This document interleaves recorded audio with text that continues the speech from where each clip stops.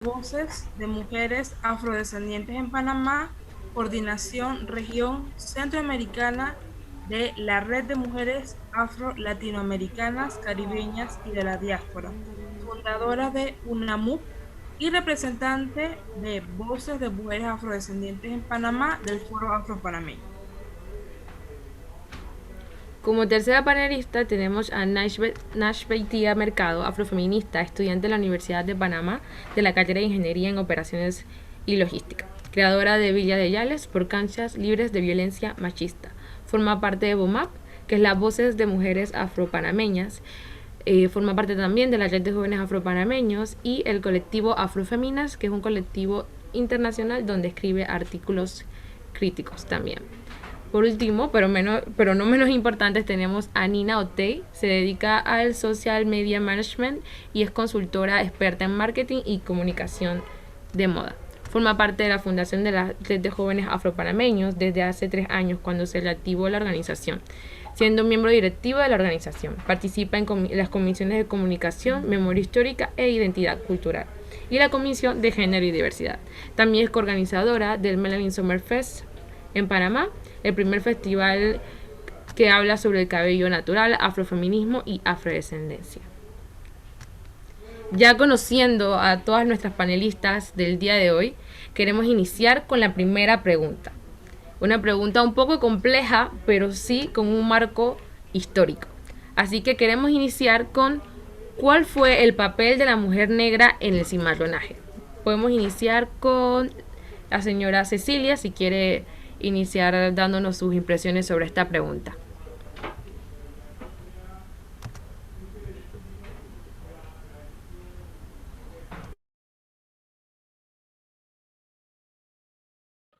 El micrófono, Cecilia. Gracias, Perfecto, gracias. perfecto.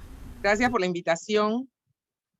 Antes que nada, quiero felicitarlas por esa excelente campaña que han desarrollado para denunciar pues los abusos que se dan con el cabello, a veces los prejuicios y los estereotipos raciales que perduran en la conciencia todavía de nuestra sociedad y que nos sigue afectando principalmente a las mujeres afrodescendientes.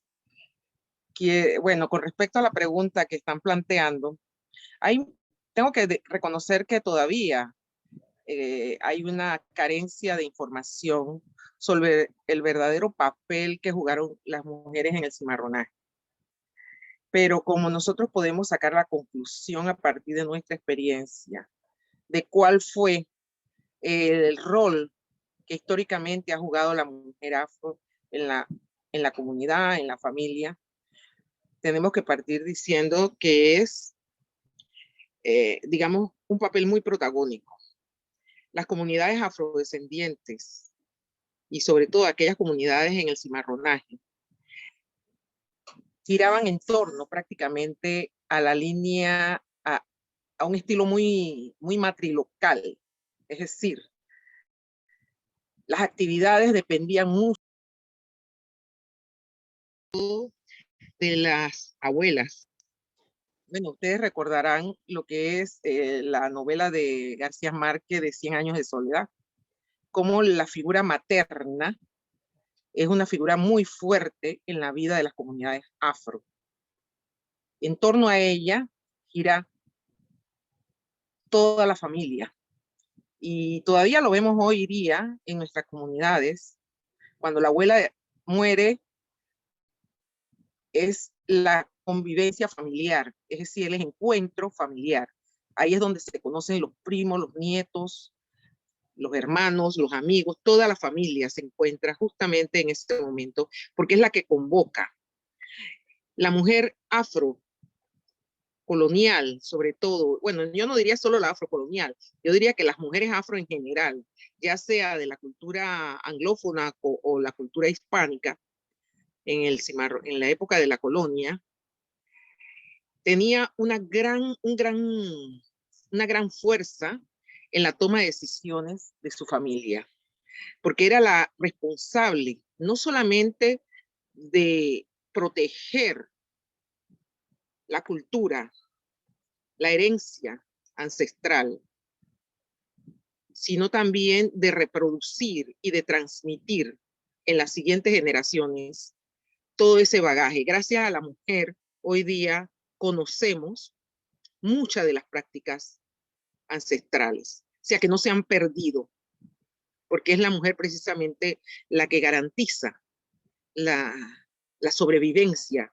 de toda esa herencia ancestral que hoy tenemos. Es una gran espiritualidad, por lo menos yo puedo decirlo a partir de la experiencia que yo tuve con mi abuela, pues no sé cuánto tiempo me dijeron para esta pregunta, pero voy a decir rapidito que mi abuela era una mujer muy fuerte, una mujer negra, muy alta, muy imperante, así muy llamativa, pero esa señora sabía, nunca fue a la escuela, pero esa señora sabía de política, sabía de medicina natural y aprendió a leer y a escribir autodidactamente. Y toda la familia, tuvo 10 hijos, y toda la familia y toda la comunidad tenía que ver con esa señora. Era, como dice, el consultorio médico popular de la comunidad. Y muchas de nuestras abuelas jugaron ese rol, porque tenían prácticas muy sostenibles. Sembraban la tierra, cultivaban la tierra, tenían conocimiento de botánica, de medicina natural, y lo transmitían al resto de la comunidad y a la familia.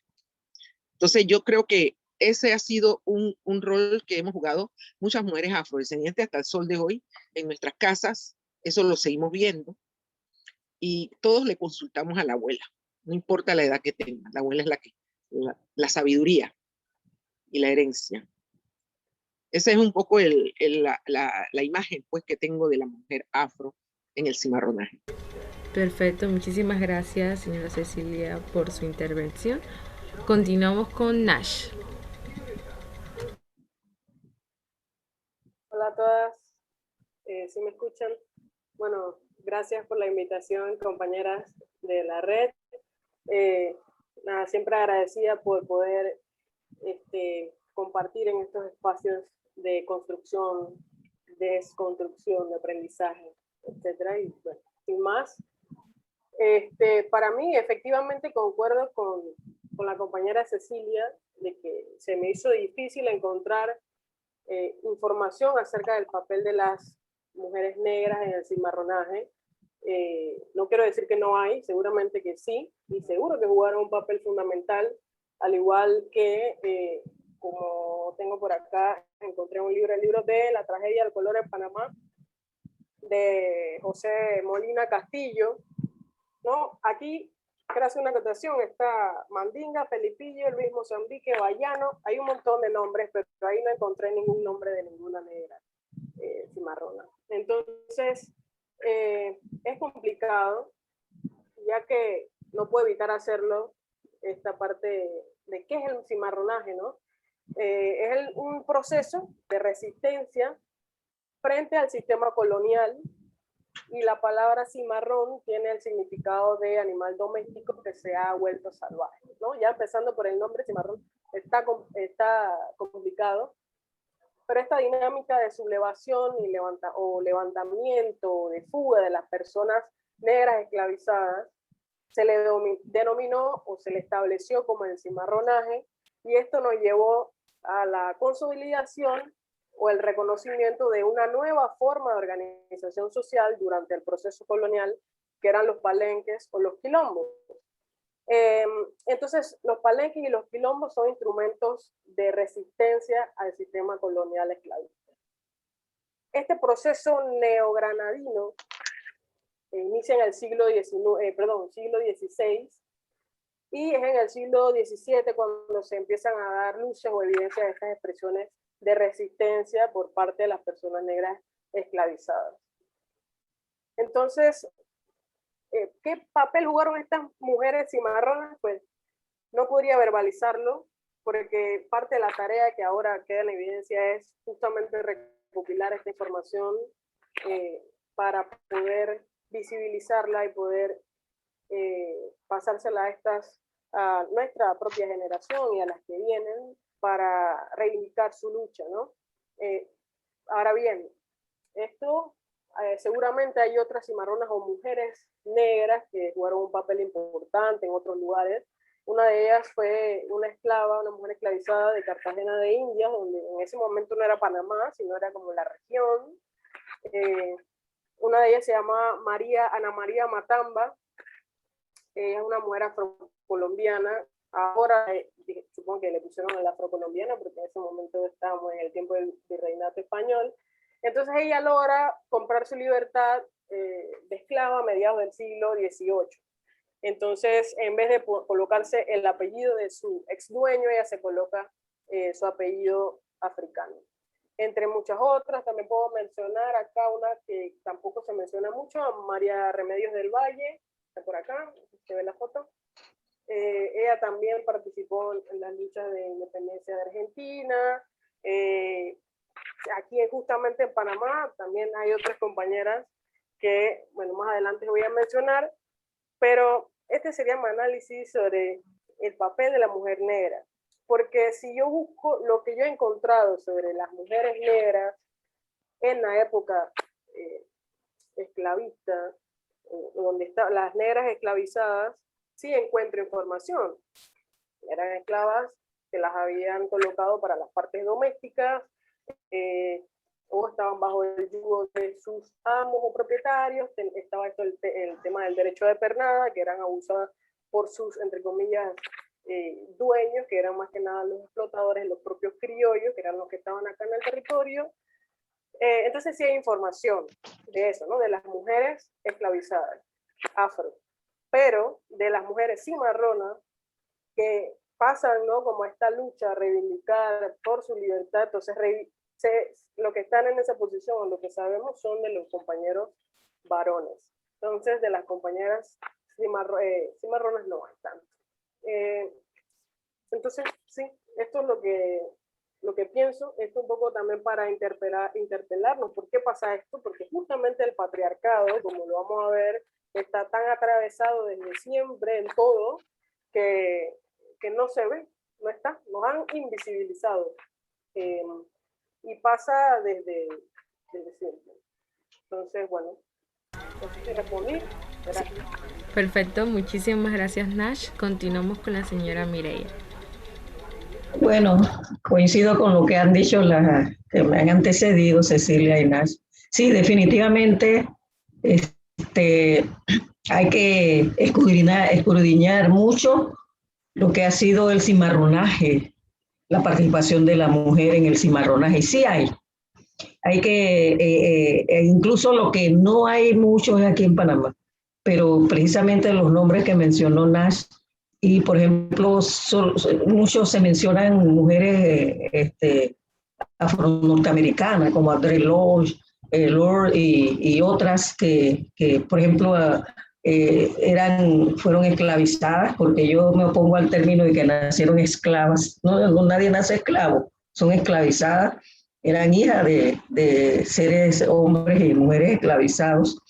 Las mujeres, definiéndolo y coincidiendo con Nash, la definición del cimarronaje es realmente una reacción, digamos, de lucha frente a la barbarie. Por eso surge el cimarronaje. El cimarronaje se ubica en la lucha no solamente de los negros varones esclavos, sino de las mujeres. Las mujeres, miren, cuando hablemos del feminismo negro, ahí vamos a conocer algunas cosas, pero las mujeres no eran simples amas de casa, mujeres ahí, ¿no? Al estilo del feminismo occidental.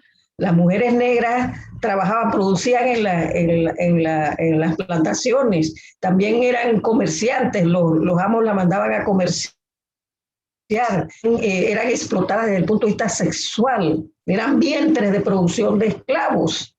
Entonces, toda esa situación de esclavitud del sistema capitalista colonial es lo que trajo como reacción el cimarronaje, ¿no? Y por ejemplo, estas mujeres no solamente eran en su trabajo de esas plantaciones y esas haciendas, sino que también cuando se escapan de esas haciendas, de esos sitios de explotación, salen muchas a las sierras, a los lugares incluso inhóspitos, atraviesan muchas montañas y ellas se convierten muchas veces en lo que decía Cecilia, como en las matriarcas de sus palenques. Mira, es importante lo que son los palenques, y en Panamá hay varios palenques, tenemos que seguir estudiando esto. Los palenques abrazan la cultura Congo, son comunidades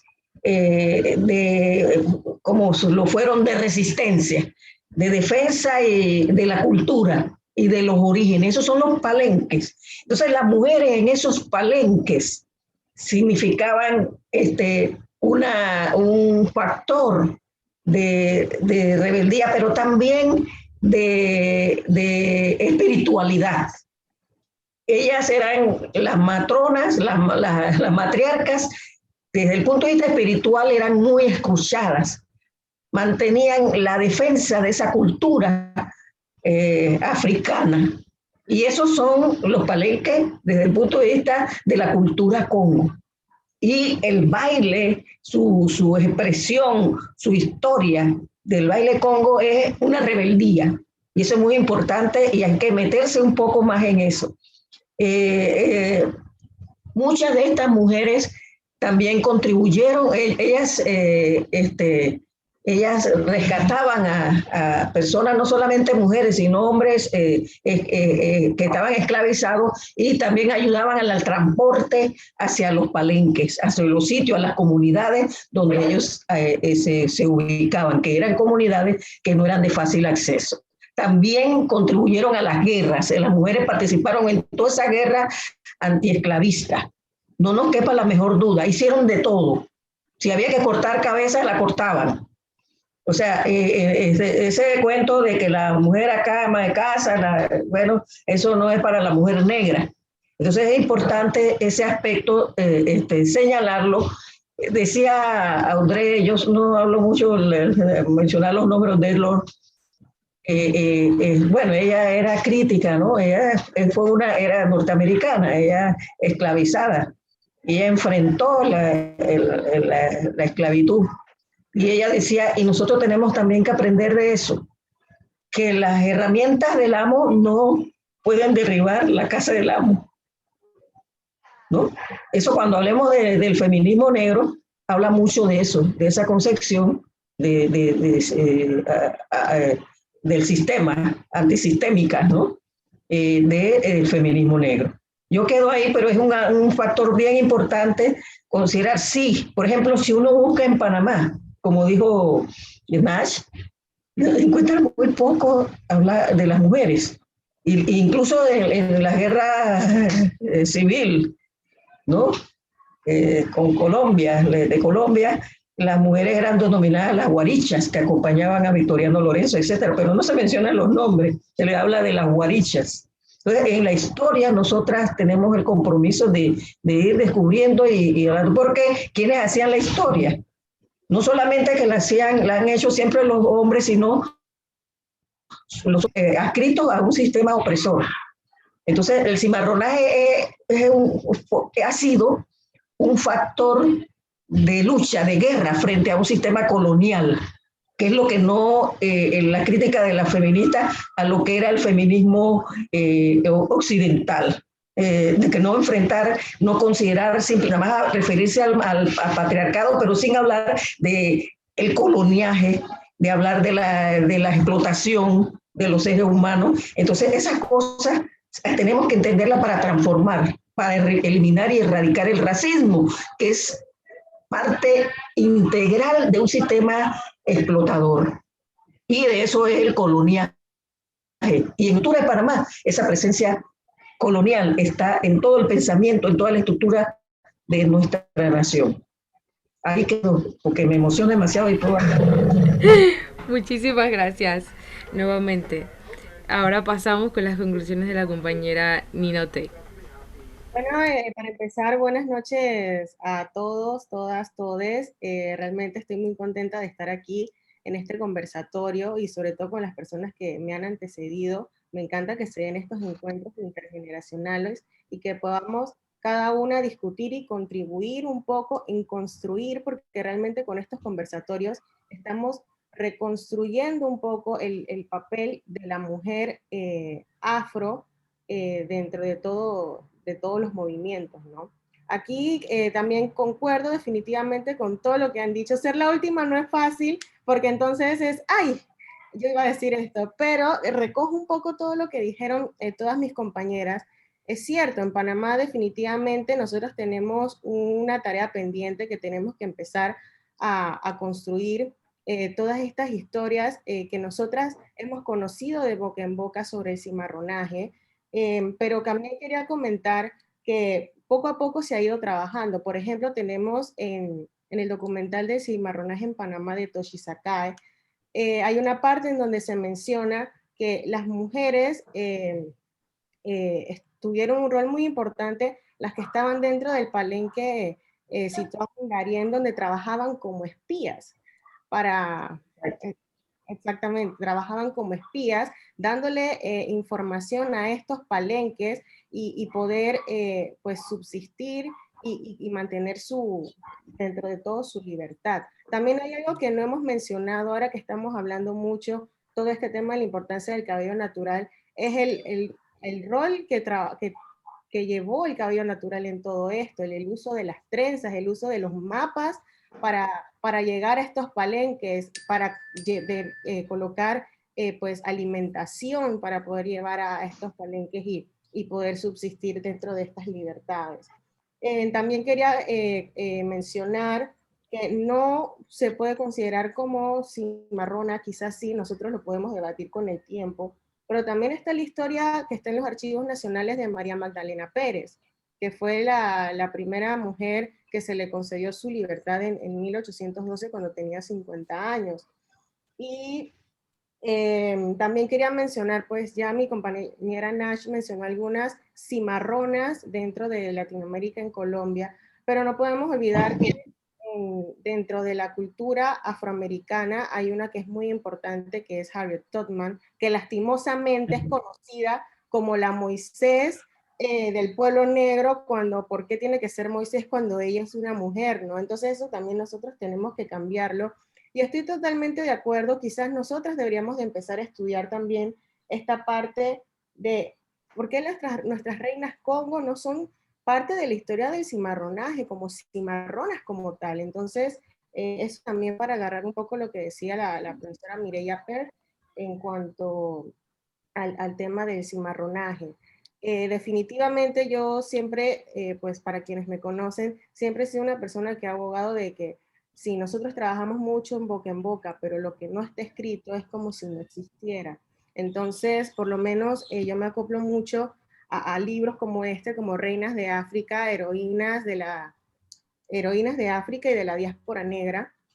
Me parece que nosotras como mujeres tenemos que empezar a contar estas historias. Quizás no tenemos nombres, quizás tenemos incluso nombres falsos que utilizaban para poder sobrevivir, pero definitivamente tenemos que empezar a hacerlo, quizás incluso darle un nombre a todas estas mujeres que realizaron su trabajo siendo espías para Bayano, para Mozambique, entre otros, ¿no? Entonces, yo creo que con esto cierro la primera pregunta. Muchísimas gracias a todas, realmente que es como me dice mi compañera Yania, las preguntas son demasiado buenas y no tenemos como el tiempo para poder desarrollarlas como queremos, porque hay muchísima información, hay muchísimo trabajo que hay que realizar dentro del campo. Voy a leer primero algunos comentarios que están dejando. Dice Stephanie Murillo, es verdad, las mujeres tienen un rol muy importante en todas las guerras de la historia e igual hemos sido borradas de todos los libros.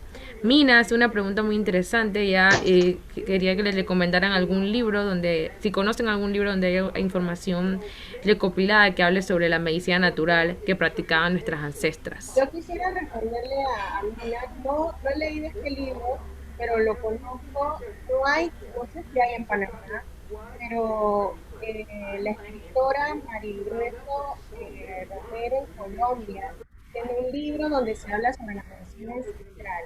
si no me equivoco, el año pasado las comunidades en Honduras también escribieron todo ahora que se le llaman ebooks, un libro en donde uno puede utilizar la medicina ancestral afro como alternativo para curar o, bueno, controlar enfermedades. Entonces, después me meto al chat y le respondo concretamente cómo se llaman estos libros.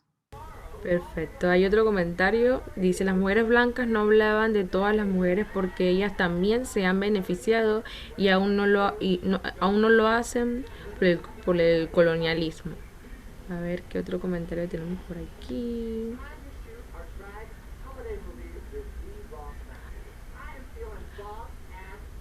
Exacto. También hace un comentario Stefan que de hecho al sol de hoy estamos viendo la página de figuritas que está vendiendo el machetazo en el que hay 4 mujeres y 21 hombres. ¿Por qué? Y esto es sumamente importante. Yo realmente quería guiar esta pregunta justo a estas conclusiones de que realmente no hay historia, no porque no haya pasado como ustedes reflejan.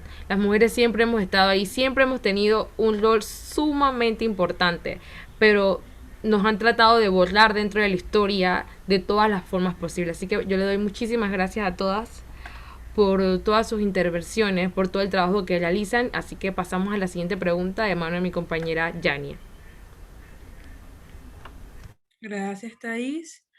La siguiente pregunta es, desde su área de trabajo y perspectiva, ¿por qué es importante el enfoque afrofeminista? Comenzamos con Nina, que fue la última. Ay, me agarraron desprevenida.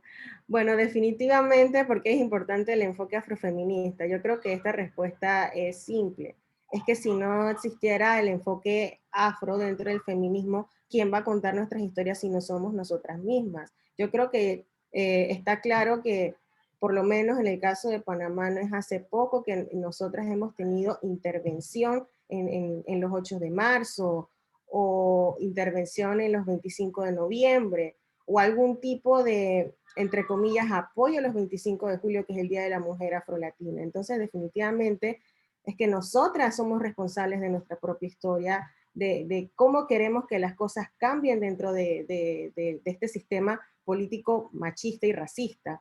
Entonces, por eso definitivamente creo que el enfoque feminista es muy importante, porque si no lo hacemos nosotras, es que nadie lo va a hacer.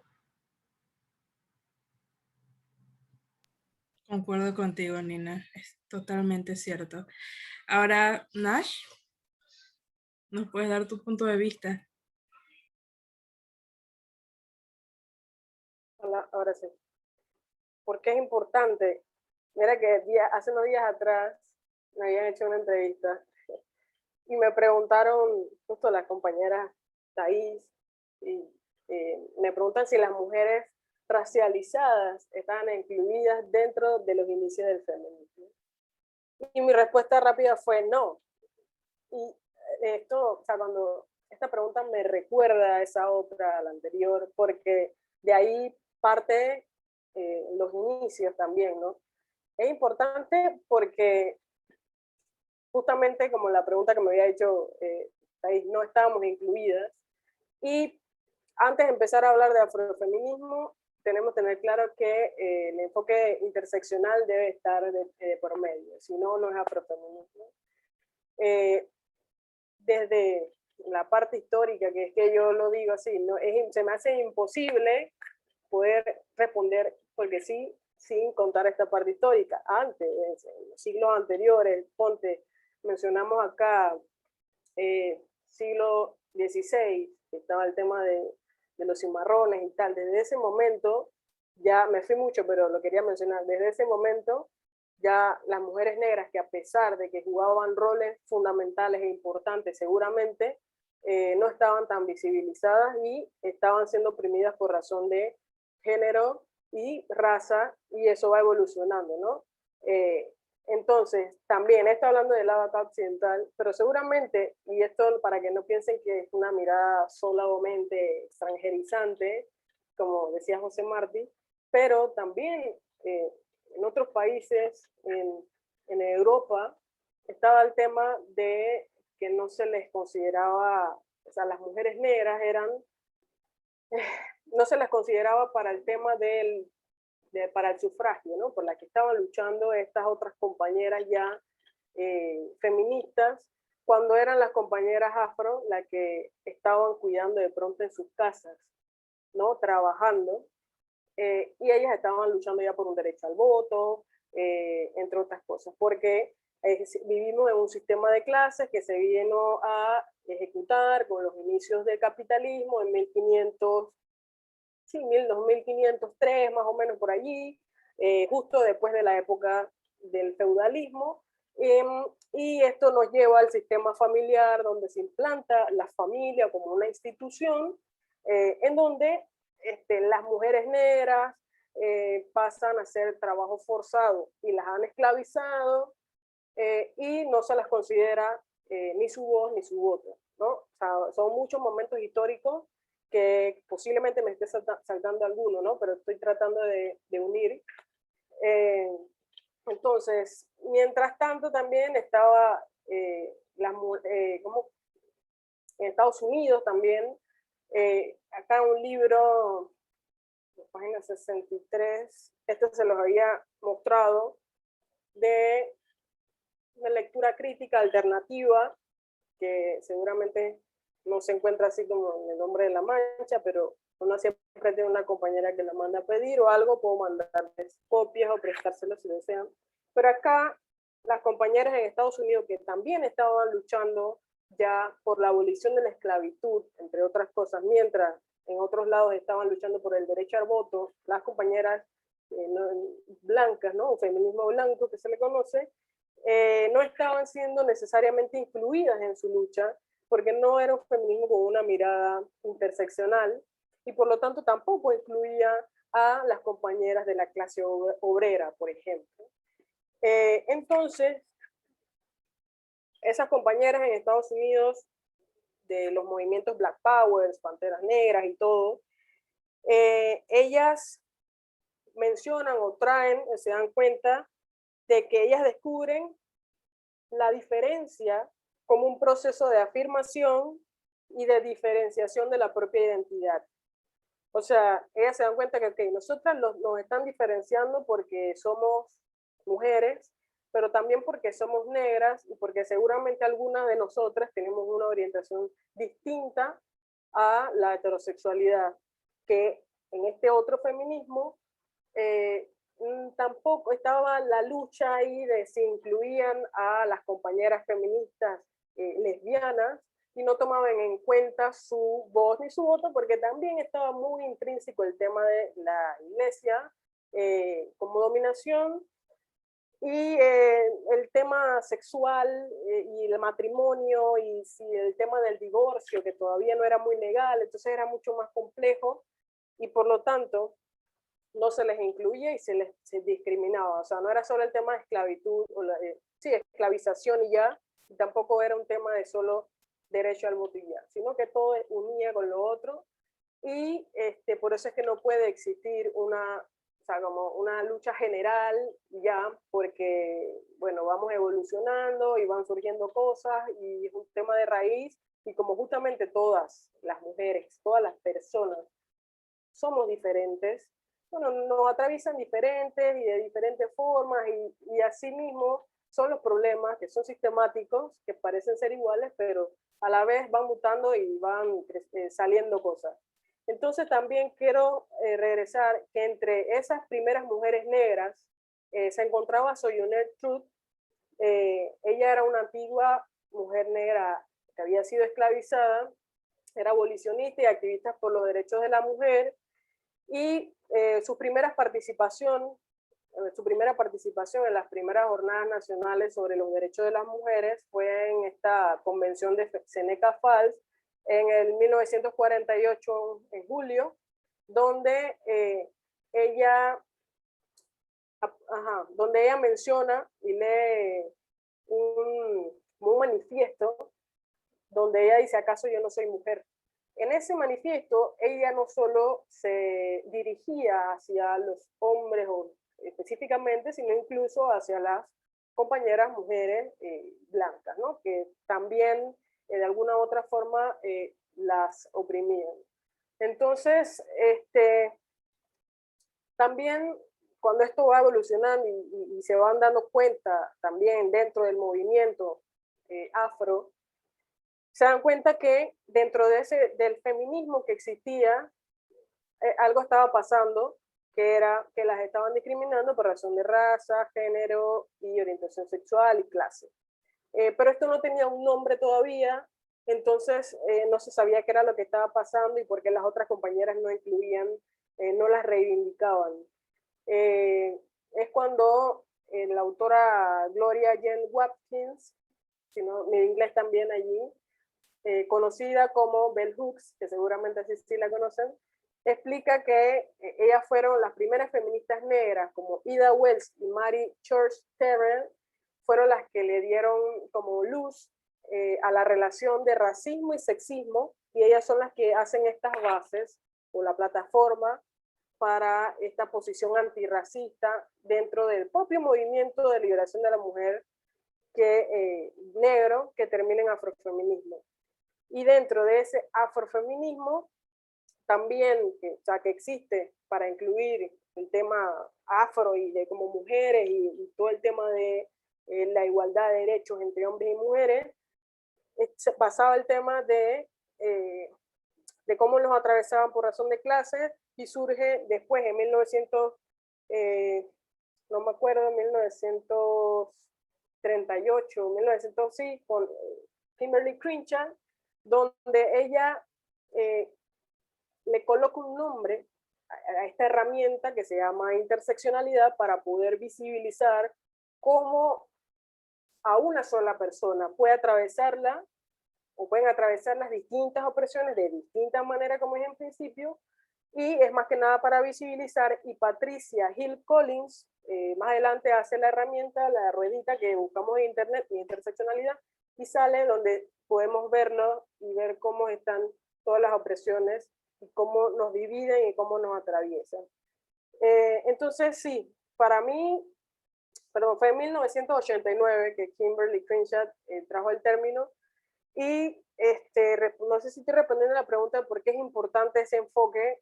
Me parece que yo soy de las que respeto que hayan distintos enfoques, ya sea afrofeminismo, feminismo decolonial y todo lo demás, porque cada quien se puede identificar o reivindicar desde donde se sienta, donde se sienta cómoda, donde se sienta que se puede acuerpar y podamos trabajar en conjunto, porque la idea para mí al final es poder transformar este sistema que nos explota a todas, pero lo que sí no podría yo hacer es evangelizar o poner como única verdad un solo feminismo o una sola lucha y pasarle por encima a las demás, porque no es superponer una sobre otra, sino al contrario, por eso es la rueda redonda, cómo atraviesa.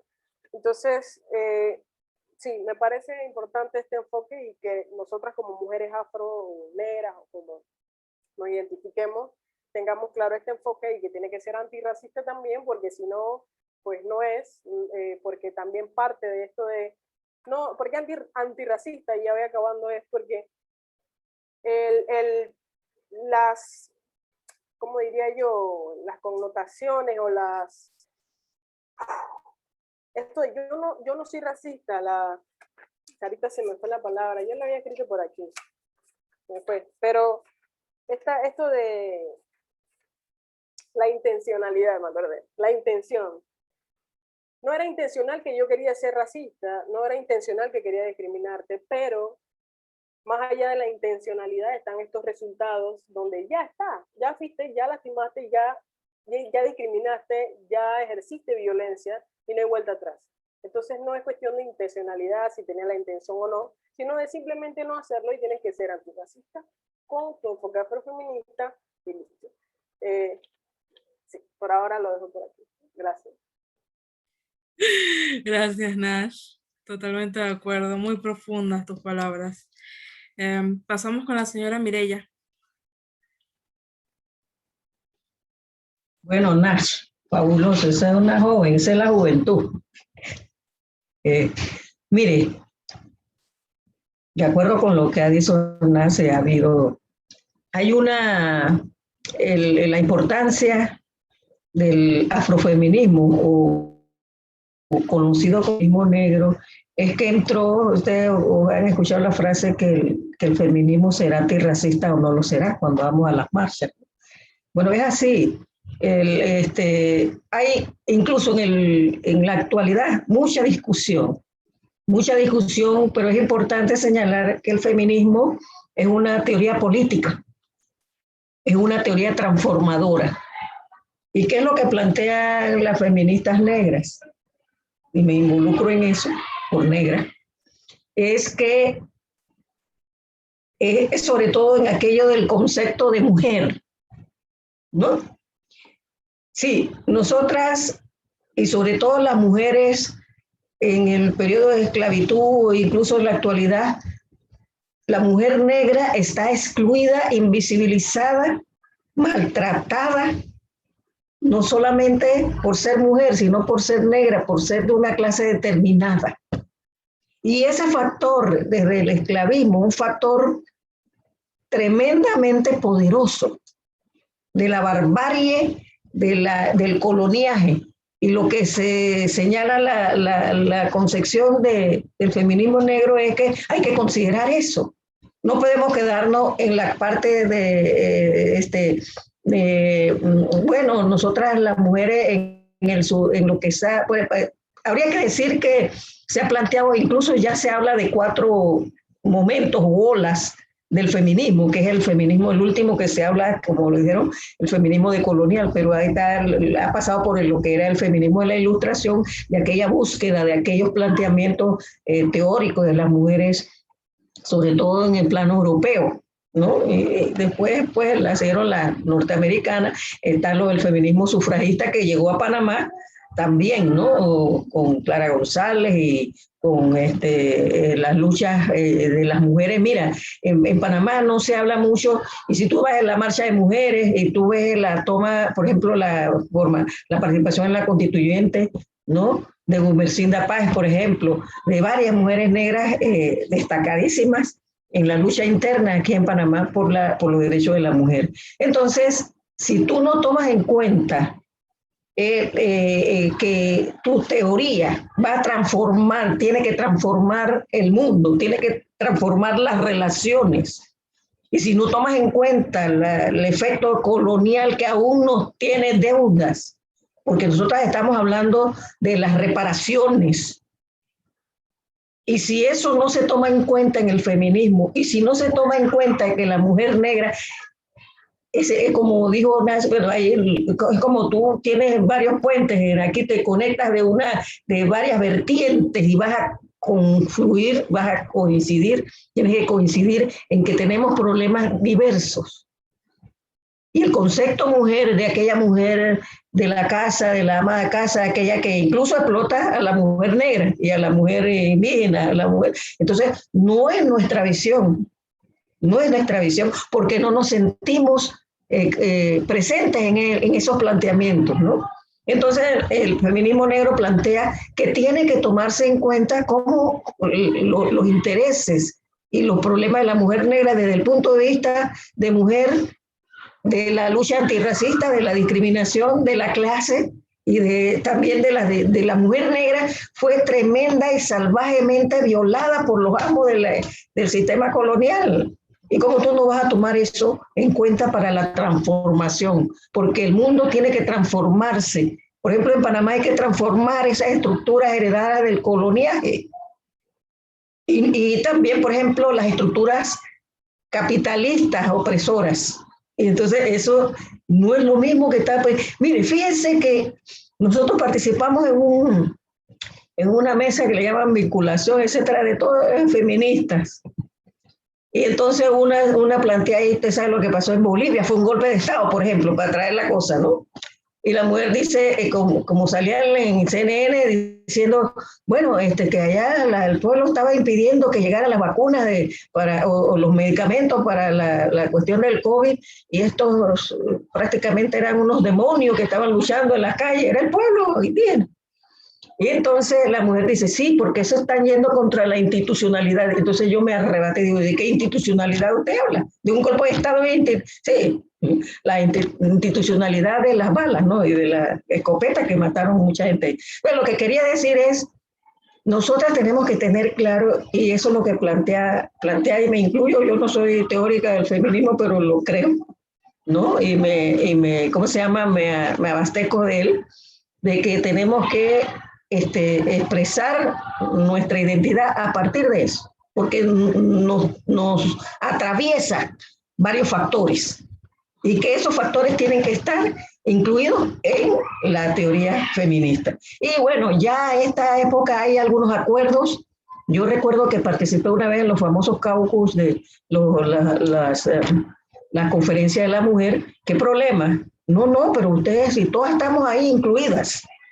Y por supuesto la red afro-latinoamericana dijo no, y contribuyó a crear una mayor conciencia en las estructuras gubernamentales de que el mundo tiene que ser antirracista, tiene que ser antisexista, ¿no? Y tiene que ser anticapitalista, en el sentido amplio de la palabra, y no me da miedo decirlo, porque ya me pueden tildar de muchas cosas, y eso es lo que hace el capital, ¿no? ¿No? Entonces, sí, y entender que las opciones sexuales diferentes son perfectamente reales. Eso no viene de Marte, a lo mejor allá también hay, no lo conocemos. Entonces, el concepto mujer es un factor importante que toma en cuenta el feminismo negro. No es uniforme. Las mujeres tenemos orientaciones y vidas diferentes, tenemos necesidades diferentes. Entonces ellos tienen que verse en ese, si tú quieres transformar la sociedad y la estructura social, que el feminismo negro en realidad, el feminismo en general es una propuesta política para transformar, pero se le quedó muchas de esas partes en esa discusión, que tal vez se explica por los momentos, las situaciones más sobresalientes de los momentos, pero dice la feminista negra, no, mi vida fue diferente. Yo no estaba en casa, yo trabajé en las plantaciones, yo me jodí todos los días explotada, ¿no? Entonces, mi mundo no es el tuyo. ¿Cómo entonces yo transformo ese mundo que me ha agobiado y que me tiene excluida y que me tiene racializada? ¿Cómo lo transformo? ¿Dónde está eso en él? Entonces hay discusión entre las feministas. Se hablaba de las 3 olas, ahora se habla de la 4ª ola del feminismo decolonial, precisamente por eso. Bueno, el feminismo decolonial habla de que la transformación tiene que partir de las reparaciones también. Y no es cosa de juego, pero bueno, que estos negros, ¿cómo lo vamos a reparar? No, sí, tú te llevaste la vida, la honra y la plata de nuestros pueblos y de nuestros países. Y eso hay que repararlo. ¿Ves? Entonces, eso es una de las cosas más profundas del feminismo negro. No somos concepto mujer, ¿no? Incluso, por ejemplo, algunas teóricas, se me ha olvidado de pronto, ya por vieja, no porque nace por joven, pero yo por vieja se me olvidó el nombre de esta autora, que te hablaba del tercer sexo, ¿sí? Eso, pero tampoco te hablaba de, bueno, ¿a dónde está la contradicción del concepto de mujer? Eso es un aspecto bien importante y no nos debemos asustar. El conocimiento, decía un teórico, es gris, la teoría es verde. Perdón, la vida es verde. Quiere decir que todos los días cada uno de nosotros y nosotras tenemos que seguir aprendiendo, pero tenemos que transformar. Y nosotras como mujeres en Panamá, por ejemplo, como dijeran nuestras compañeras, tenemos que reescribir la historia, ¿no? Las mujeres tenemos, a mí me llamó una ecuatoriana, Mireya, fíjate que cuáles son las mujeres negras destacadas allá, porque yo me meto en la web y no encuentro muchas. Ellos dicen, no, fíjate, hay esto y esto, o sea, son cosas que ni siquiera, entonces tenemos que escribir sobre nuestro mundo, nuestra actividad, tenemos que rehacer la historia para que y a partir de una concepción antirracista, feminista, antirracista, anticolonial. Y anticapitalista. Si no, seguimos, ¿cómo se llama? Viviendo de las migajas del conocimiento, las migajas de la economía y las migajas de la salud y de todo. ¿Cómo estamos afectadas ahora en el COVID? Vayan a buscar. Entonces, si solamente yo tengo enfermedades crónicas, la presión, que el corazón, que no sé qué, no he podido ir, bueno, tengo que ir a las clínicas privadas que se han subido, ¿no? Entonces, todo nos afecta en lo que es como nuestra estructura interna de salud. No es lo mismo tampoco hasta en eso. Y por eso que hablamos de la medicina, el uso de la medicina ancestral, que haya procedimientos para que nos conozcan. A mí, por ejemplo, a los negros te hacen y perdonen que hable de eso, pero es parte también, te hacen un electro y no te sale a veces que está fregada el corazón por ciertas estructuras que habría que ver. Entonces, todo eso ellos tienen que tomarlo en cuenta y hacerte varias pruebas para saber cuál es tu situación. Yo quedo allí, pero sí, abracemos entonces con sentido crítico la transformación de la vida. Ahí me quedo. Y yo me quedo con esas palabras de reescribir la historia, que es totalmente lo que tenemos que hacer y para allá vamos. Señora Cecilia, a usted le toca. Gracias. Bueno, interesante este diálogo que estamos teniendo en este momento porque todos los temas son realmente profundos y ameritan quizás cada uno de ellos un solo foro, porque de verdad que hay mucho que decir, ¿no? En relación a estos temas. Y en cuanto al feminismo negro, bueno, lo que yo te puedo decir es que es un término relativamente reciente. Prácticamente yo diría que aparece en el discurso de nosotras como mujeres en la década de los 90 aproximadamente.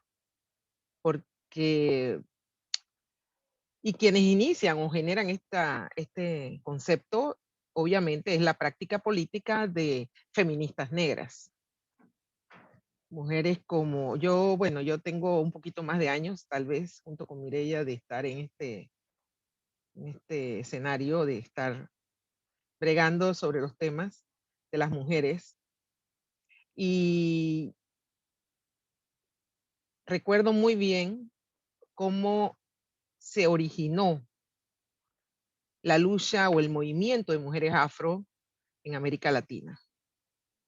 Les puedo decir que antes de 1992 no se hablaba de movimiento afrofeminista ni de mujeres afro. De hecho, el término afrodescendiente se acuña justamente en el 2001, cuando poco antes de realizarse en Santiago de Chile, poco antes en el marco de la conferencia latinoamericana, conferencia regional de América Latina contra el racismo y la discriminación. Y en ese marco las mujeres negras, que como nos llamábamos en ese entonces, comenzamos a manifestarnos como un movimiento. Estábamos de cara a la tercera conferencia mundial contra el racismo en Sudáfrica. Sin embargo, cuando originamos esta discusión de mujeres negras versus feminismo, fue justamente en la quinta encuentro feminista que se va a desarrollar en Nicaragua, en Montelimar. Y allí se generó por primera vez dentro de los encuentros feministas que se hacen cada 2 años. Ahora dentro de poco creo que se va a dar el próximo encuentro feminista en El Salvador. Por primera vez aparecía la mesa de trabajo de las mujeres afro, las mujeres negras, para discutir la problemática de la mujer específica de las mujeres negras. Y tomando como referencia un pensamiento, por ejemplo, de Angela Davis, que es una de las mujeres negras afrofeministas más reconocida en los Estados Unidos, ella afirma que la opresión de clase, el sexismo y el racismo están íntimamente relacionados y dan lugar a una discriminación múltiple por ser una clase, pobre por ser negras y por ser mujeres. Es decir, aparece la visión o la concepción de que teníamos una triple discriminación. Se percibían 3 factores bien definidos en la lucha del movimiento de la mujer negra. Y si nosotros nos vamos atrás a la esclavitud, a la época de la esclavitud, sobresalieron muchas mujeres negras que en ese momento no se pensaba tanto en el concepto de feminismo ni en el concepto de movimiento de mujeres, pero se luchaba como feminista y los planteamientos que se hacían eran feministas. Que cuando nos toque a nosotras y a nuestras futuras generaciones construir la historia, vamos a tener que recoger esos pensamientos como la expresión más auténtica del feminismo negro, de la mujer negra. Porque la historia del feminismo, que ya lleva casi 2 siglos, o más de 2 siglos, es una historia que surge por una situación de opresión, de desigualdad y de exclusión de una mujer, de la mujer. Y que ocurre obviamente en el continente europeo, donde había un desarrollo más evolucionado. Entonces, el feminismo surge como una respuesta de aquellas mujeres que en ese momento se sentían oprimidas. En ese momento no contaban las mujeres negras. Las mujeres negras todavía estábamos en el nivel de ser esclavas, estábamos esclavizadas, tanto en Europa como en América Latina. La esclavitud no es un fenómeno latinoamericano, es un fenómeno global, y también en Europa había muchas mujeres negras esclavizadas. Pero ellas no participaban en estas luchas, ni siquiera eran consideradas. Y decía precisamente en torno a eso la Sojourner Truth, que ella data de 1790 y tanto, como esclava. Ella quedaba admirada de ver cómo se le rendía pleitesía a la mujer blanca y se le consideraba una mujer frágil y una mujer con la que había que tener ciertos cuidados, darle la mano para bajar una escalera, ayudarla a sentarse, ayudar a hacer todas sus actividades. Entonces, ella quedaba impactada de decir, bueno, ¿acaso yo no soy mujer? Y yo me meto en los platanales, cosecho, y nunca he visto un hombre preocuparse por darme a mí la mano, o es que yo no soy mujer. O sea, siendo yo mujer, ¿por qué no tengo el mismo tratamiento? Entonces ahí automáticamente quedaba claro y en evidencia la diferencia racial y afloraba pues esa discriminación. Entonces esto hizo pensar incluso a muchas líderes feministas en la época, en los primeros años de la lucha del feminismo. O sea, hasta qué punto se negaba el derecho a una mujer negra de ser mujer. No se le consideraba mujer. Entonces, eso en la práctica hoy día nosotros lo podemos percibir de manera más sutil. O sea, no se considera que las mujeres negras tengan los mismos derechos que las mujeres blancas. No importa en qué escenario se encuentren, incluso en el escenario político más evolucionado.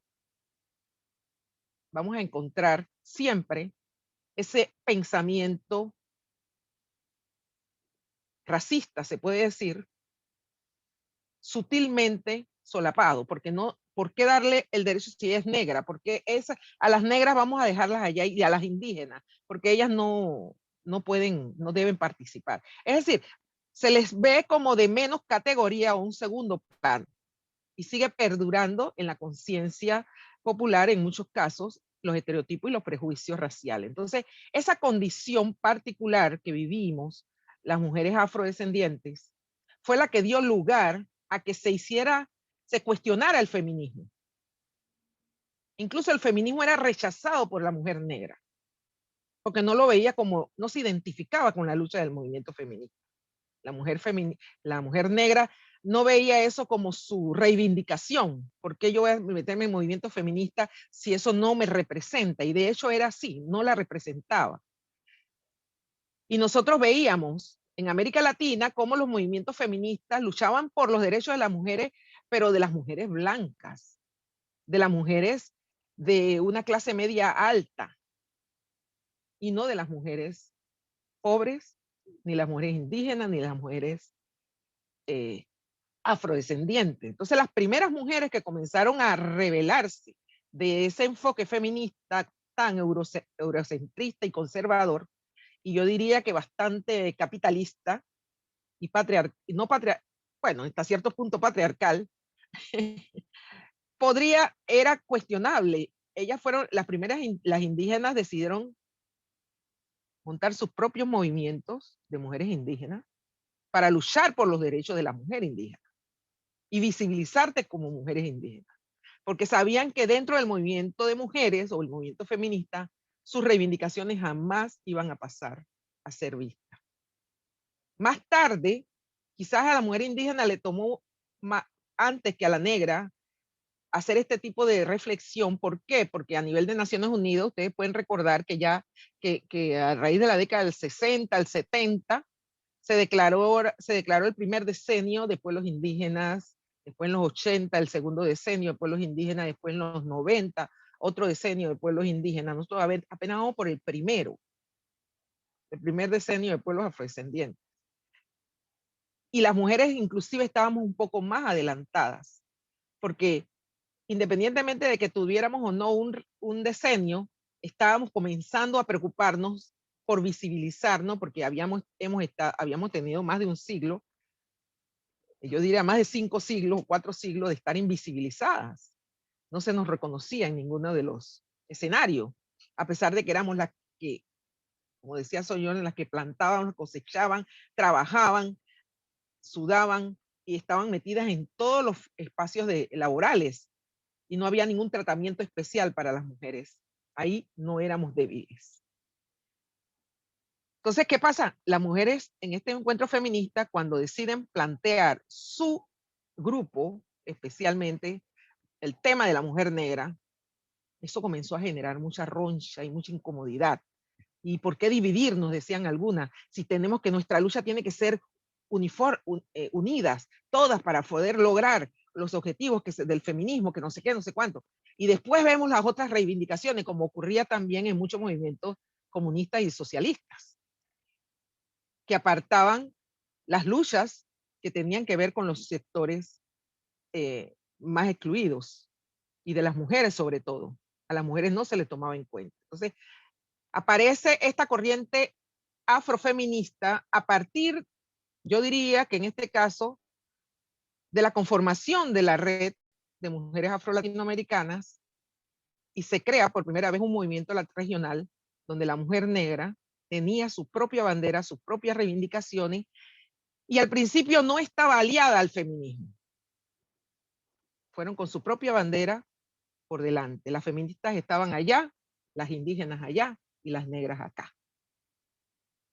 No podíamos aparecer juntas porque nos temíamos todavía, nos teníamos miedo. Y nos teníamos miedo, ¿por qué?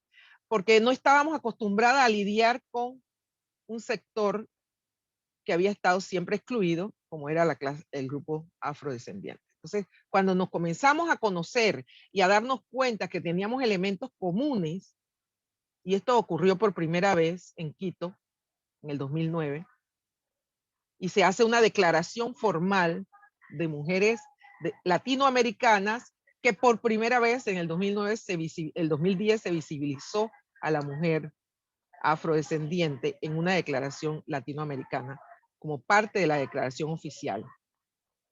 Y se hizo un movimiento regional.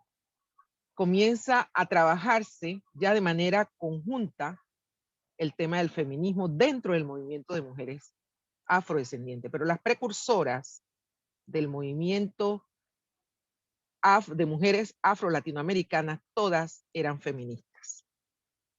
Todas eran feministas. Y trabajaron por reivindicar los derechos de las mujeres negras a partir de su conocimiento sobre la teoría del feminismo y plantearon sus reivindicaciones y lograron, incluso dentro de la Conferencia Mundial en Beijing, en 1995, en China, publicar una declaración formal del movimiento de mujeres afro que quedara constancia de que hubo una reivindicación del movimiento de mujeres formalmente. Entonces, todo este proceso que ha sido construido por las feministas negras, bueno, yo puedo mencionar el caso de la señora Sergia Galván, de Toshi Sakai, la misma Epsi Campbell, bueno, yo estuve parte de ese movimiento también, y estuvo también muchas latinoamericanas de Uruguay, de Argentina, de Perú, y de las Antillas, de Haití, de Puerto Rico, de Santo Domingo. La misma Sergia es dominicana, donde se hizo donde se conformó la red latinoamericana y fue el primer encuentro continental de mujeres afrodescendientes que se realizó en 1992 y donde se declaró el día 25 de julio como el Día Internacional de los Pueblos Afrodescendientes. Digo, perdón, de las mujeres afrodescendientes, el día 25, porque fue en esa fecha que se constituye la red y para dejarla, como dice uno, patentizada en la historia. Y se comienza primero a celebrar el Día de la Mujer Afro-Latinoamericana, negra afro, la mujer afro-latinoamericana. Más adelante esto se amplió y ahora es Día Internacional de las Mujeres Afro. Porque otras mujeres norteamericanas, canadienses, europeas, españolas, comenzaron también a adoptar la fecha para conmemorarla porque tenían la misma interés. Entonces, bueno, este movimiento, como ustedes saben, ha ido evolucionando. Los planteamientos han estado cada vez adquiriendo un carácter muy protagónico y quizás muchos de los avances que se han dado en América Latina sobre las convenciones internacionales en todos los sentidos y que ahora incorporan y visibilizan a las mujeres afrodescendientes, ha sido producto de la incidencia del movimiento de mujeres afro-latinoamericanas. El concepto muy utilizado recientemente también, bueno, no tan reciente, por los años 80 de interseccionalidad, fue también producto de este análisis de la diversidad. El análisis de la diversidad, que no somos, somos mujeres, pero no somos iguales, somos diversas. Y como diversas también tenemos que hacer nuestras demandas, tienen que ser presentadas de manera diversas. Y eso no significa que tenemos que estar divididas, sino consolidadas como un movimiento nacional o regional. Decíamos también Simone de Beauvoir, una de las grandes feministas francesas, quizás un ícono de nuestro feminismo, que lo más cercano al patriarcado, al machismo, era justamente la lucha contra el racismo. La lucha contra el patriarcado es muy similar a la lucha que hemos mantenido contra el racismo históricamente. Y que surgen los movimientos antirracistas a partir de la historia que cada uno de los grupos ha vivido. Nosotras, como mujeres negras aquí en Panamá, antes del año 92, no éramos visibilizadas. El primer encuentro de mujeres negras que se hizo en Panamá fue justamente en 1992, en el Colegio Javier, donde participó un grupo de mujeres afro-latinoamericanas, afro-panameñas, que estuvieron participando en la reunión de Santo Domingo en ese mismo año. Una vez que se regresó de Santo Domingo y se había conformado la red latinoamericana, se volvió a realizar un segundo encuentro de mujeres afro-latinoamericanas, afro-panameñas. Y hoy día ya llevamos alrededor de 8 encuentros nacionales de mujeres afrodescendientes y nosotras nos constituimos como red de mujeres afro-panameñas, la REMAP, en 1996 en el tercer encuentro nacional de mujeres afropanameñas en el arzobispado en Carrasquilla. Fue un movimiento, un momento de mucha emoción y decidimos a partir del tercer encuentro crear la Red Nacional de Mujeres Afropanameñas, que se ha ido consolidando, que ha ido trabajando y que hemos logrado captar a un gran número de compañeras afropanameñas que hoy día ya están empoderadas y como cualquier madre, sus hijos han volado. Pero ahí estamos, la huella existe y el movimiento de mujeres afro, yo siento que se ha nutrido y ahora con ustedes jóvenes todavía aún más, porque eso nos hace sentir con mucho más orgullo y mucha más satisfacción de que lo que iniciamos en este país hace casi 20 años, hoy día ya es una realidad. Lo que necesitábamos ver que mujeres panameñas reivindicaran los derechos de las mujeres afro fuera una realidad. Porque recuerdo que cuando aquí convocábamos reuniones de mujeres, de mujeres en Panamá, en los años 90, e incluso en los años 80 que se reunían las mujeres, porque aquí toda la vida, desde la época de Clara González, aquí ha habido movimiento feminista. Y se han reunido las mujeres y ha habido manifestaciones de mujeres, pero no participaban las mujeres negras. No se sentían identificadas con esas luchas.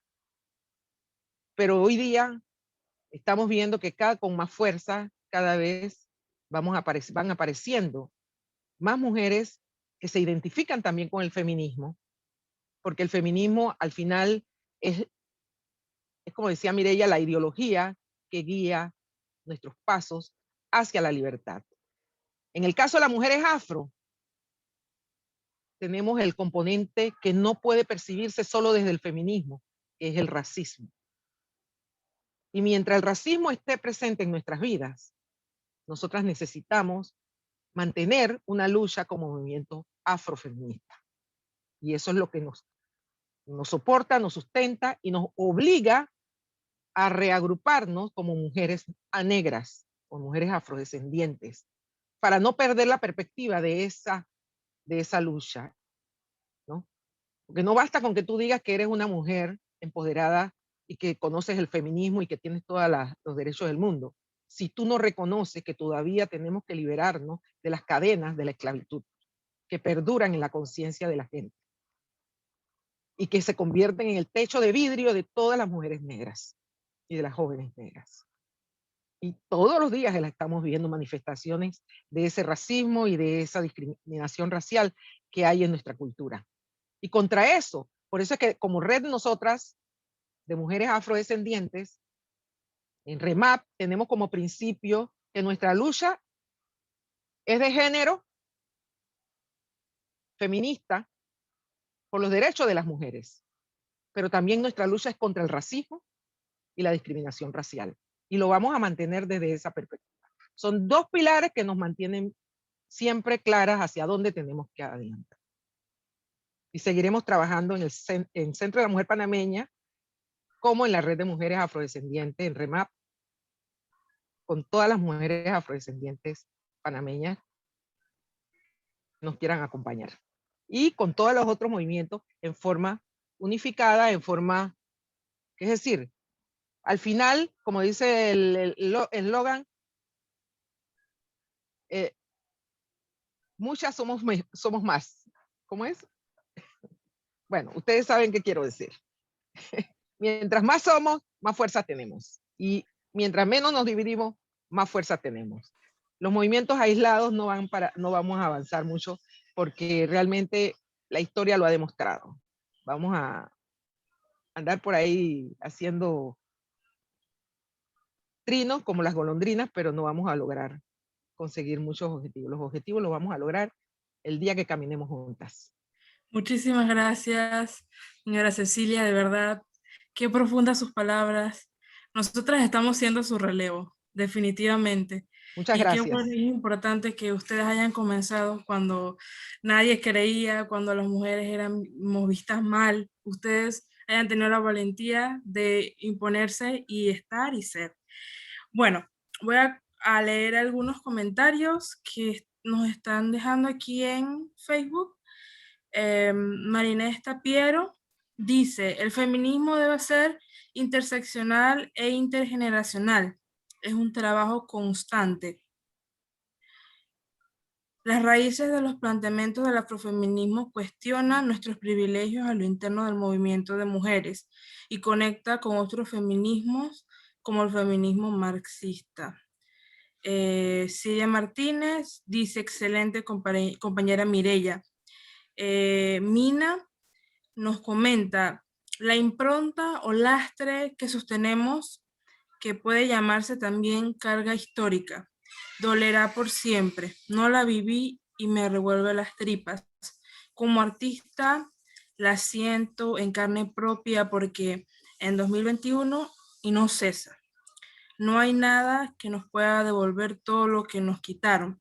La esperanza está y reescribir la historia como mencionan, retomar lo olvidado, mantenerlo y transmitirlo. Hay que quemarlo todo. Yo también concuerdo con ella. Definitivamente, esta pregunta fue una pregunta muy profunda, con análisis profundos. A mí me encantaron demasiado, desde lo que dijo Nina, que si no somos nosotras, las mujeres negras, ¿quién va a hacerlo? Y creo que eso es lo primordial y eso es lo que tenemos, a donde tenemos que ir. Seguir nosotras contando y reescribir la historia, como nos dice la señora Mireya, que es algo que me quedó aquí, reescribirla, y nosotras, porque si no, nadie. Gracias a todas por sus preguntas. Continuamos con mi compañera Thais.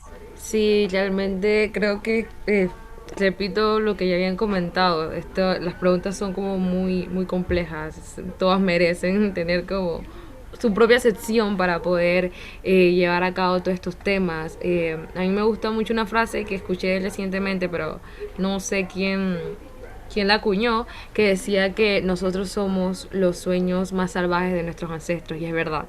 Para mí ustedes representan eso, ustedes representan la lucha y todas esas posiciones a las que ellos se imaginaron tener en esos entonces. Así que por eso quiero pasar a la última pregunta, donde más allá que dar datos históricos, yo quiero que ustedes me cuenten, según sus vivencias, según sus experiencias, y sobre todo que tenemos este panel transgeneracional, creo que podemos acumular diversas opiniones. Quiero que me cuenten cómo ustedes han resistido, cómo ustedes, desde que tuvieron ese momento en el que se identificaron, que sabían que esta lucha se apropiaron de esta lucha, o digo, no se apropiaron porque la lucha es suya, pero tomaron esa posición de formar parte, de generar espacios, de transmitir la información, de estar en la historia, como lo han estado la señora Mireya y está la señora Cecilia.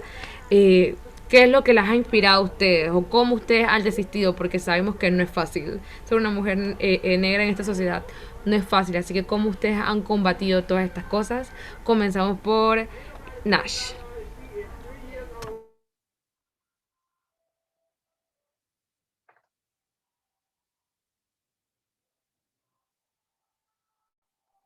Hola, ahora sí. Bueno, tu pregunta me lleva a pensar y a escribir sobre nuestras propias experiencias, ¿no? De cómo hemos resistido, cómo lo hemos llevado o reivindicado. Porque justamente no es lineal, ¿no? Es interseccional. Y yo preguntaría si las mujeres negras hemos resistido para sobrevivir, donde seguro algunas sí, o si resistimos para transformar el sistema. Yo diría que para transformar, pero esta interrogante también me la hice porque lo leí justamente de la escuela zapatista en México, que decía que cuando resistimos para sobrevivir, nos volcamos en nosotras mismas y nos encerramos para no ser extinguidas, en este caso como mujeres. Y bueno, al contrario de eso, estamos aquí en pie de lucha y combativa, como siempre digo, y esta escuela zapatista, de donde viene la comandante Ramona, si han escuchado, se aprende que lo teórico se hace práctico y que se hace vida en la comunidad y en el compartir, en el construir y viceversa, y que lo práctico se hace teórico y justamente en el tema de la comunidad. Por estas razones y más, es que cuando hay personas que dicen que se basan específicamente en la teoría, como para referirse a sus conocimientos, y dicen que las mujeres negras tenemos solo experiencias, justamente de esas experiencias, o por esas raíces es que nosotras tenemos conocimiento. Entonces, ¿cómo hemos resistido a través de nuestras experiencias que nos llevan al conocimiento? Como ejemplo, nuestras ancestras cimarronas, que aunque no hayan mucha información, sabemos que habían en los quilombos, en los palenques, a través de esa comunidad donde ellas se acuerpaban y donde unas a otras, seguramente estudiando, y no solo resistiendo, sino también como accionando, ¿no? Empujando hacia el otro lado de la raya, sino como hacia el lado contrario, como también venían haciendo ya más acá Gumercinda Páez, Sara Sotillo, Paula Jiménez o Julia Palau también, que son referentes. Entonces, me quedo con la impresión, ¿no? Yo, o sea, como decía, yo resisto, o sea, hablando desde mí, si soy yo la que resisto o si es en sí el mismo sistema racista, capitalista, imperialista, como hemos hablado acá, el que resiste. O sea, es el sistema el que resiste una y otra vez y se reconfigura constantemente para seguir perpetuando y seguir generando las opresiones. ¿O somos nosotras? Digo, yo lo tiro como para interpelarnos, esta palabra siempre la digo, pero si tuviera que decir que he sobrevivido, diría, sí, porque cuando estaba más pequeña, no tenía ni idea de que existía el racismo, ni de que había patriarcado, ni nada de eso. Y yo me enteré porque me choqué con el racismo en la cara desde la escuela, porque en la escuela me estaban hablando de cualquier cosa, menos de mis identidades y de mis raíces como afro, como mujer negra. Y recuerdo cómo me andaban prohibiendo el por qué no puedo ir en trenzas, ¿sabes? Como esto que todavía seguimos hablando, no es que pasó hace mucho tiempo, todavía es muy reciente, pero entonces es cuando ya hay un más grande, logro identificar a otras compañeras, justamente afrofeministas, que me acuerpan porque no soy sola desde la comunidad, también con las compañeras de mamá, donde aprendemos, y justamente yo he aprendido también sobre el tema del feminismo, donde he tenido muchas cosas, y también otras compañeras que he tenido, por así decir, el privilegio de viajar a otros países y articular con otras compañeras también de los pueblos originarios, ya sea de El Salvador, con las compañeras garífunas, de estas otras comunidades, etcétera, donde efectivamente nos ha atravesado de forma distinta el racismo, o diría yo la antinegritud, específicamente, ¿no? Hacia ser negra, y llegamos a la conclusión de que en definitiva, ya sea en Panamá o sea en Nicaragua, es sistemático y es estructural, y por lo tanto, de alguna u otra forma nos atraviesan de formas parecidas, pero no. Porque ya sabemos de que a cada una de nosotras nos atraviesa de forma diferenciada. Entonces, nada, me quedo pensando, porque es una pregunta muy amplia para mí, porque no tengo una respuesta única. O sea, me lleva a muchas reflexiones y a muchas cosas. Todavía me quedo en duda si es esto, ¿no? Si sobrevivo o no, porque y a la vez pienso como, claro, yo estoy sobreviviendo, porque ¿a qué militancia es la que yo le estoy dando mi vida? Justamente como decía, esto lo dice Audre Lorde alguna vez, como a qué militancia es la que yo le estoy entregando mi vida, no sé, a la afrodescendencia, a ese tema de la militancia, o al tema de la militancia como de la población LGBT, o al tema de las mujeres en el deporte, o sea, a qué le estoy entregando mi vida y por fin, a qué resisto, a tantas cosas, o a qué yo estoy sobreviviendo y ando yo actualizándome para justamente luchar contra este sistema. También no me quiero quedar en algo conceptual, ¿no? Pero sí creo que es importante tenerlo claro uno o la otra, porque justamente el lenguaje, y esto quizás lo he dicho en otros momentos, el lenguaje fue una de las primeras herramientas de opresión que utilizaron los colonizadores hacia las poblaciones afrodescendientes, y parte de ello es como que no nos dejaban hablar, que ni siquiera nos dejaban, bueno, yo no, pero seguro a mis ancestras, que les tapaban la boca con máscaras para que ni siquiera pudiesen suicidarse, o sea, no tenían derecho sobre sí, y el tema de borrarles sus nombres para que ni siquiera puedan identificarse.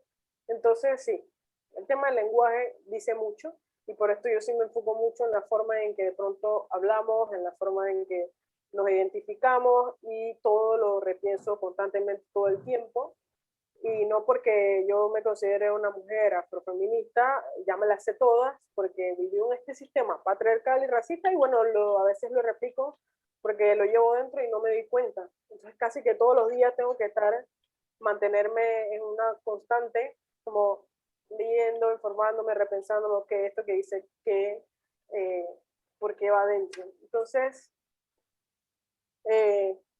y sí, por eso, por estos pequeños detalles, yo digo que es el mismo sistema el que resiste.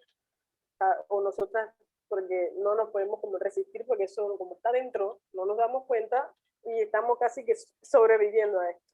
Quizás ya estoy lloviendo sobre mojado, pero bueno, para no alargarlo, por ahora mi pequeña reflexión, y que nada, todavía nos queda largo trabajo por hacer, y es bueno tener estos espacios donde con compañeras que ya nos han antecedido en la lucha, y que nos han abrido de alguna u otra forma el camino, y estamos acá las más jóvenes, continuando, siguiendo, porque la idea es no parar, y ahora poder articular con las otras compañeras de estas dos generaciones a seguir,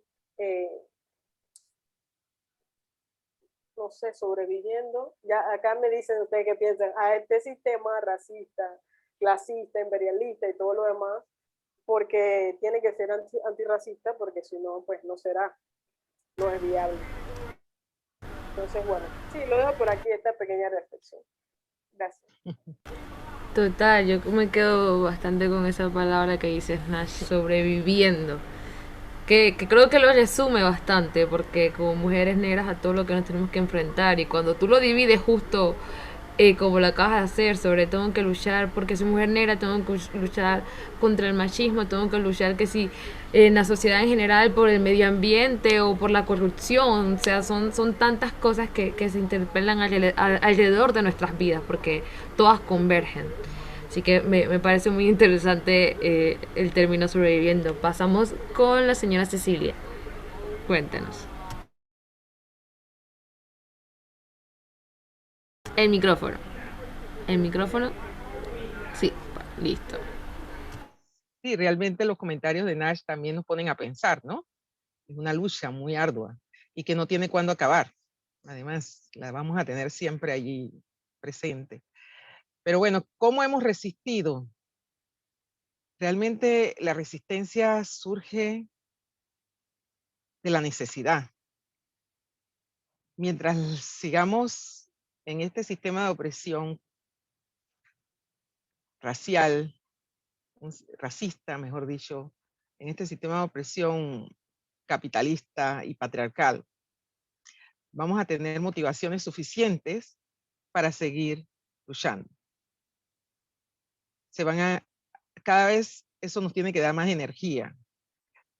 Pero es muy importante, quizás lo que más nos mantiene siempre constante es esa conciencia de nuestra identidad como mujeres negras, de fortalecer nuestra identidad, quiénes somos y hacia dónde queremos ir, y cuál es nuestro rol, nuestra misión en esta sociedad. Tenemos una misión muy importante, no estamos aquí para pasar desapercibidas. Como siempre le digo, si tú llegaste a este mundo, tienes que dejar una huella, no puedes pasar desapercibida, ¿no? Estamos aquí para construir un mundo mejor, porque todas aspiramos a lograr esa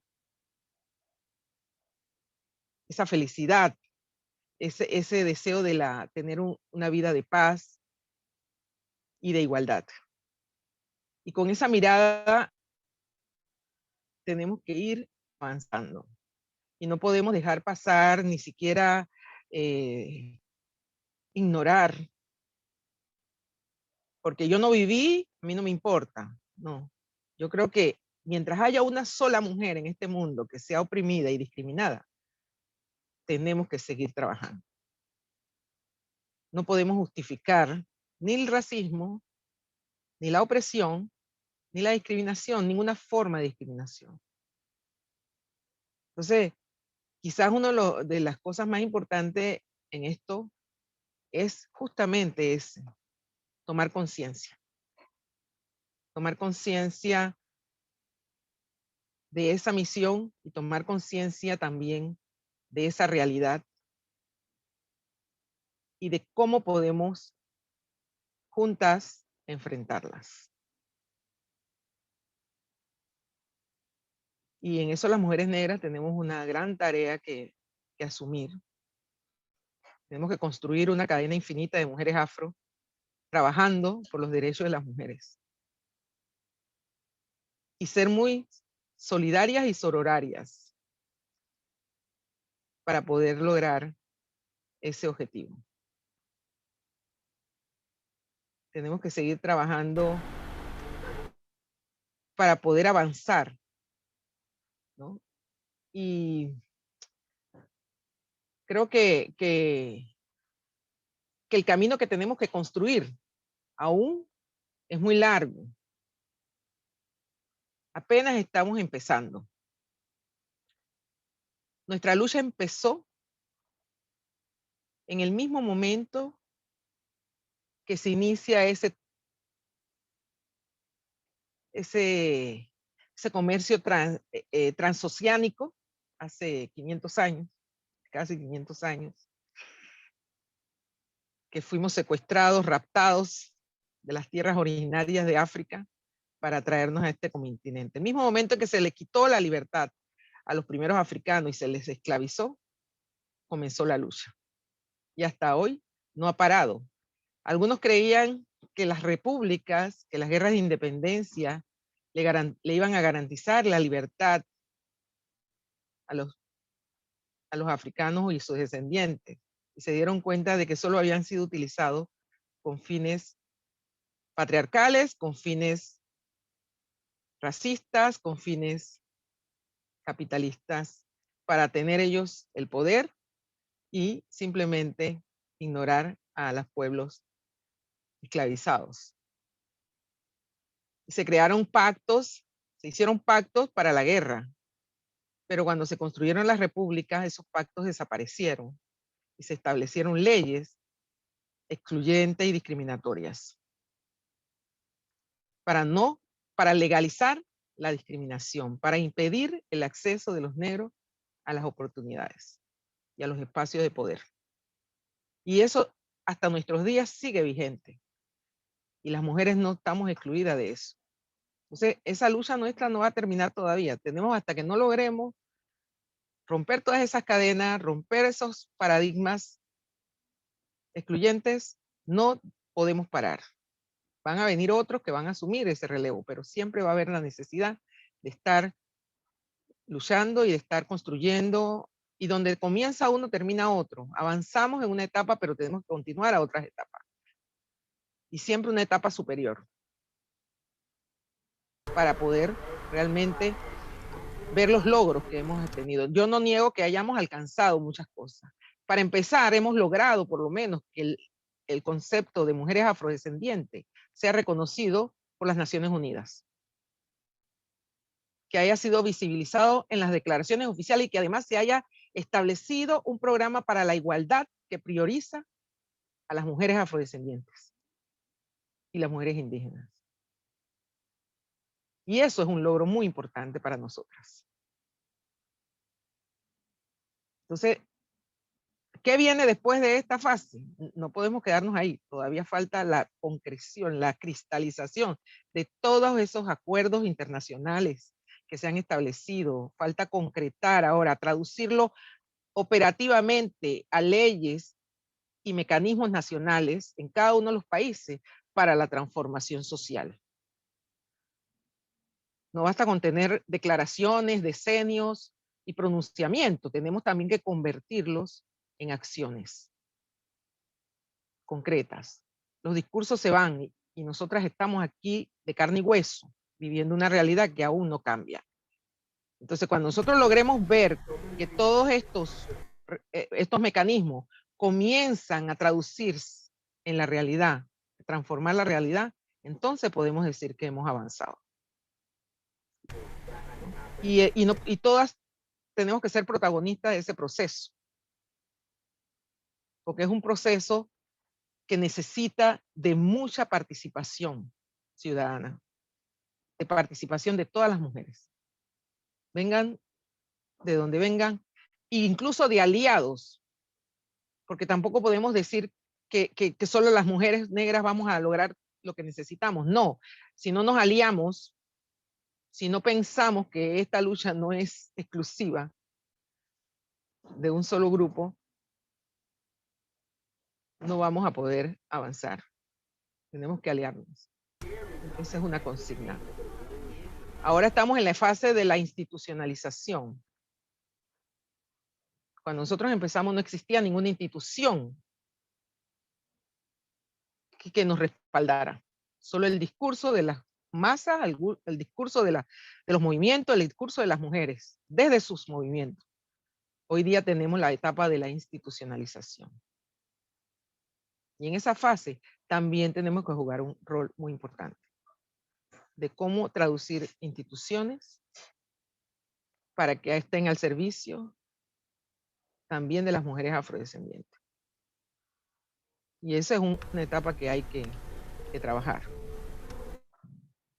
Pero para eso necesitamos que las mujeres negras más excluidas, no nosotras intelectuales, profesionales, privilegiadas, también tomen conciencia y se involucren en esta lucha. Tenemos que traducir ese lenguaje a las grandes masas de mujeres afrodescendientes excluidas, que no están ni en los Zoom, ni están en los escenarios públicos políticos. Tenemos que traducir este lenguaje a los jóvenes, a las mujeres jóvenes más excluidas. Mujeres del Chorrillo, a las mujeres de Caledonia, a las mujeres de Río Abajo, a las mujeres de Colón, a las mujeres de todos los barrios marginados que existen en este país, que son predominantemente afrodescendientes. Y donde hay muchas mujeres. A mí cuando alguien me dice, no hay nada que hacer y no sé qué hacer, yo digo, pero ¿cómo es posible? Yo veo tantas cosas que hacer a mi alrededor que no puedo concebir que alguien me diga que no hay nada que hacer. Y no puedo descansar mientras haya tanto que hacer. Y a veces tengo que ponerle un foquito a la gente por delante para que vea lo que hay que hacer. Para que pueda iluminar la realidad y la pueda ver. Ponerse unos lentes especiales para mirarla. Pero unos lentes de género y unos lentes contra el racismo. Para poder ver esa realidad que tenemos a nuestro alrededor. Y construir un proyecto muy claro, muy específico, para ir dando respuesta a cada una de esas necesidades. Y yo les invito a ustedes a diseñar sus estrategias también para garantizar que la juventud afropanameña sea también protagonista en este país. También tenga una voz. Totalmente. Y que pueda participar en todos los procesos, que no sean solamente los hijos de los rabiblancos que están en las escuelas privadas y que además son blanquitos y bien parecidos y que son los que hablan por toda la televisión que llegan a las asambleas. también los jóvenes negros tienen que aprender y a tomar conciencia e involucrarse en todos estos procesos. Y ese es el único mi mensaje realmente, y lo que ha garantizado que esta lucha realmente vaya hacia adelante.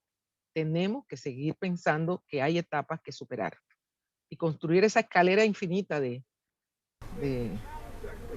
tareas para que cada uno asuma también un liderazgo y asuma también su protagonismo donde se encuentre, donde esté, en el escenario que se encuentre. Allí tiene que hacer su transformación. Entonces, el cambio empieza por cada uno de nosotros, personalmente. Tenemos que nosotros asumir la posición primero de transformarnos a nosotros, porque si nosotras no nos cultivamos, si no nos autoformamos, como dice Nash, permanentemente estar estudiando, tomar conciencia, el conocimiento y adquirir también esas destrezas, no vamos a poder compartir esos conocimientos. Totalmente. Tenemos que transferir, es decir, autotransformarnos, y dice que si yo cambio, mi mundo alrededor va a cambiar. Perfecto. Entonces tenemos que cambiar para lograr transformación. Listo. Gracias. Muchísimas gracias, señora Cecilia, por todas sus conclusiones. Me quedo bastante con lo que comenta, de que no podemos solo quedarnos en la ciudad o en las zonas accesibles o en estas plataformas. Tenemos que ir a las comunidades y llevar toda esta información a las comunidades, que son las que, si nosotros nos vemos afectadas, estas comunidades son las que, el foco principal de todas estas vivencias. Así que muchísimas gracias por todas sus intervenciones y su mensaje, sobre todo hacia la juventud. Proseguimos con la señora Mireya.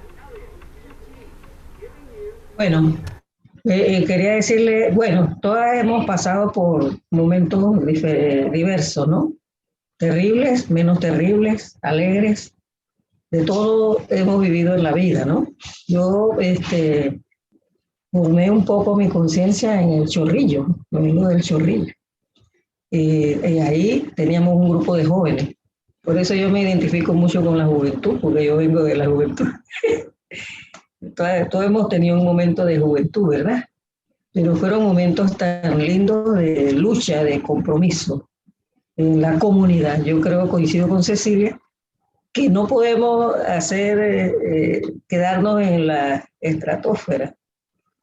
Tenemos que bajar a la comunidad, conectarnos con el sentimiento de la comunidad.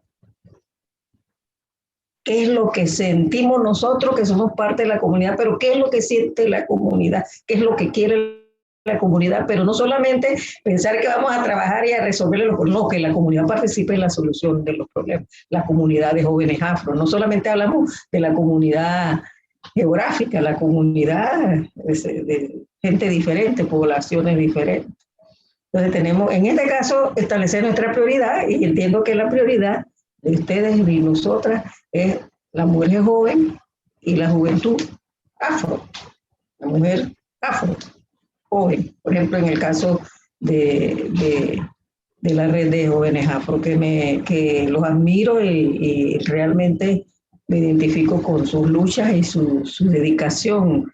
Me siento también como que la juventud de la red es gente como muy sana, muy, y no quiero decir que sean santurrones ni santurronas, sino que me refiero a que son personas con una visión de transformación. Y yo creo que eso es muy importante, pero para transformar el mundo hay que conocerlo, y por eso yo valoro estos momentos. Para transformar el mundo hay que conocerlo.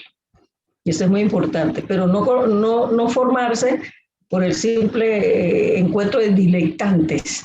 ¿Sí? Dilectante significa que conocemos el conocimiento por el conocimiento mismo. El conocimiento es para transformar el mundo.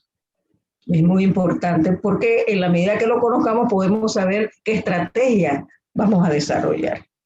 Y bueno, yo creo que un compromiso y una experiencia de que todas somos cimarronas.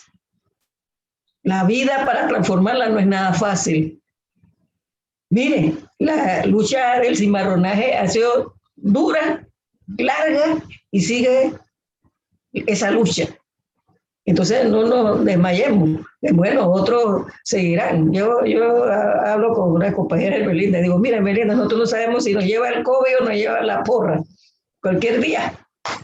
Tenemos que, la gente se ríe porque dice que soy tétrica. No, es que tenemos que ir construyendo los que siguen con la bandera. No creo en el que tú coges la bandera y sigue adelante. Vamos a acompañar. Yo no me quedo hasta que me lleven a la tumba. ¿Entiendes? Vamos todas a seguir para adelante, como dice Cecilia, entre todas. Mire, y saber, porque nosotras seguimos con esto de, no quiero, porque a veces lo que es la formación de la conciencia, digamos, en nuestro medio clientelista, que lo que trata es de impedir que nosotros seamos mentes creativas, que dependemos del cuara que te dan. Yo he trabajado en municipios, por ejemplo, y la gente pidiendo un cuara para cualquier cosa, pero tú lo que tienes que transformar la vida para que no tengas que estar pidiendo un cuara, pues.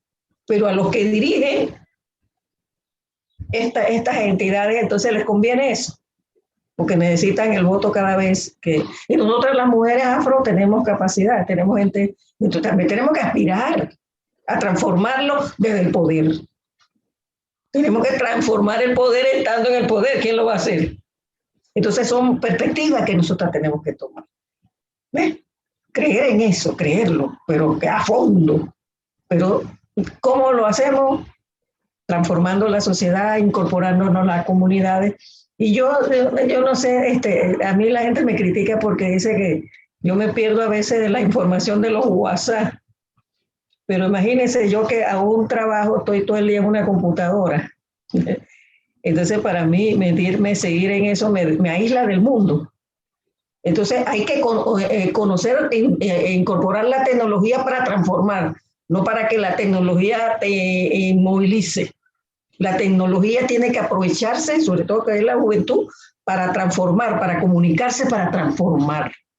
No para quedarse en la tecnología y querer hacer la revolución a través de las redes. Que también las redes sirven, caramba, también. No, mire, que no estoy diciendo, sino que eso tiene que...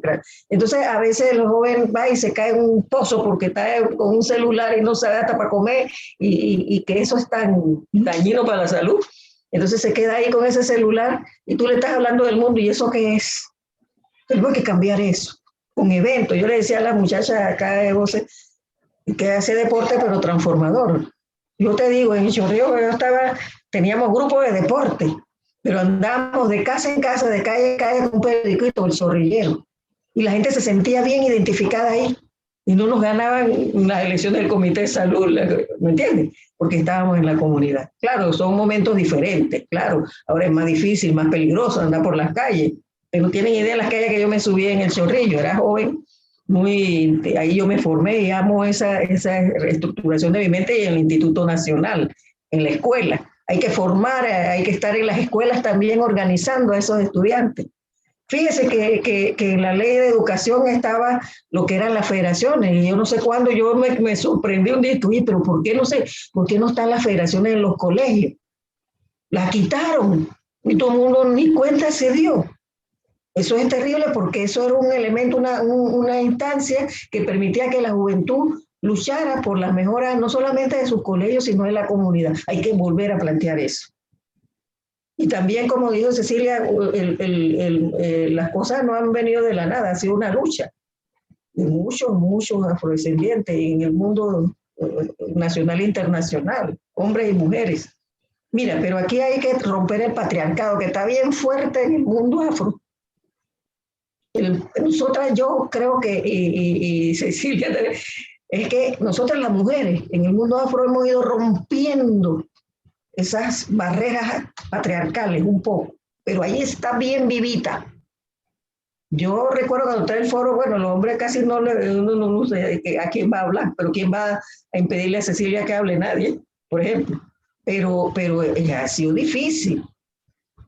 Y todavía, bueno, es un mundo como de hombres, ¿no? De la dirección, las decisiones, un mundo como de hombres. Eso hay que romperlo.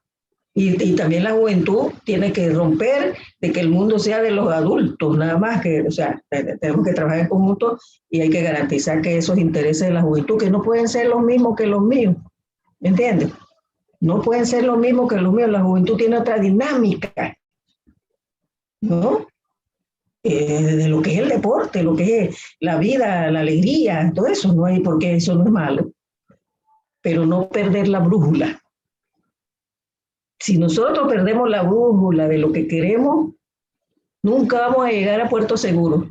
Vamos a estar en el mar, ustedes saben un mar cuando hay un bote, bote esos, cuando yo estaba chiquita que iba para Chorrera en bote, que cogía en Gamboa, esos botes estaban que tú nada más agarrabas el agua con las manos y qué miedo me daba a mí porque yo era asmática y toda esa cosa, ¿no?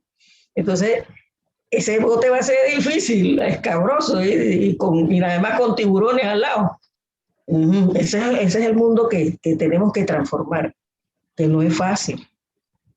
Y no creamos que, porque a veces los pensadores dicen, bueno, los revolucionarios y revolucionarios porque, que aspiran a un mundo mejor, no crean que la cosa es fácil, pero es posible. Otro mundo es posible. Y sin la juventud, ese mundo se va para la pobreza.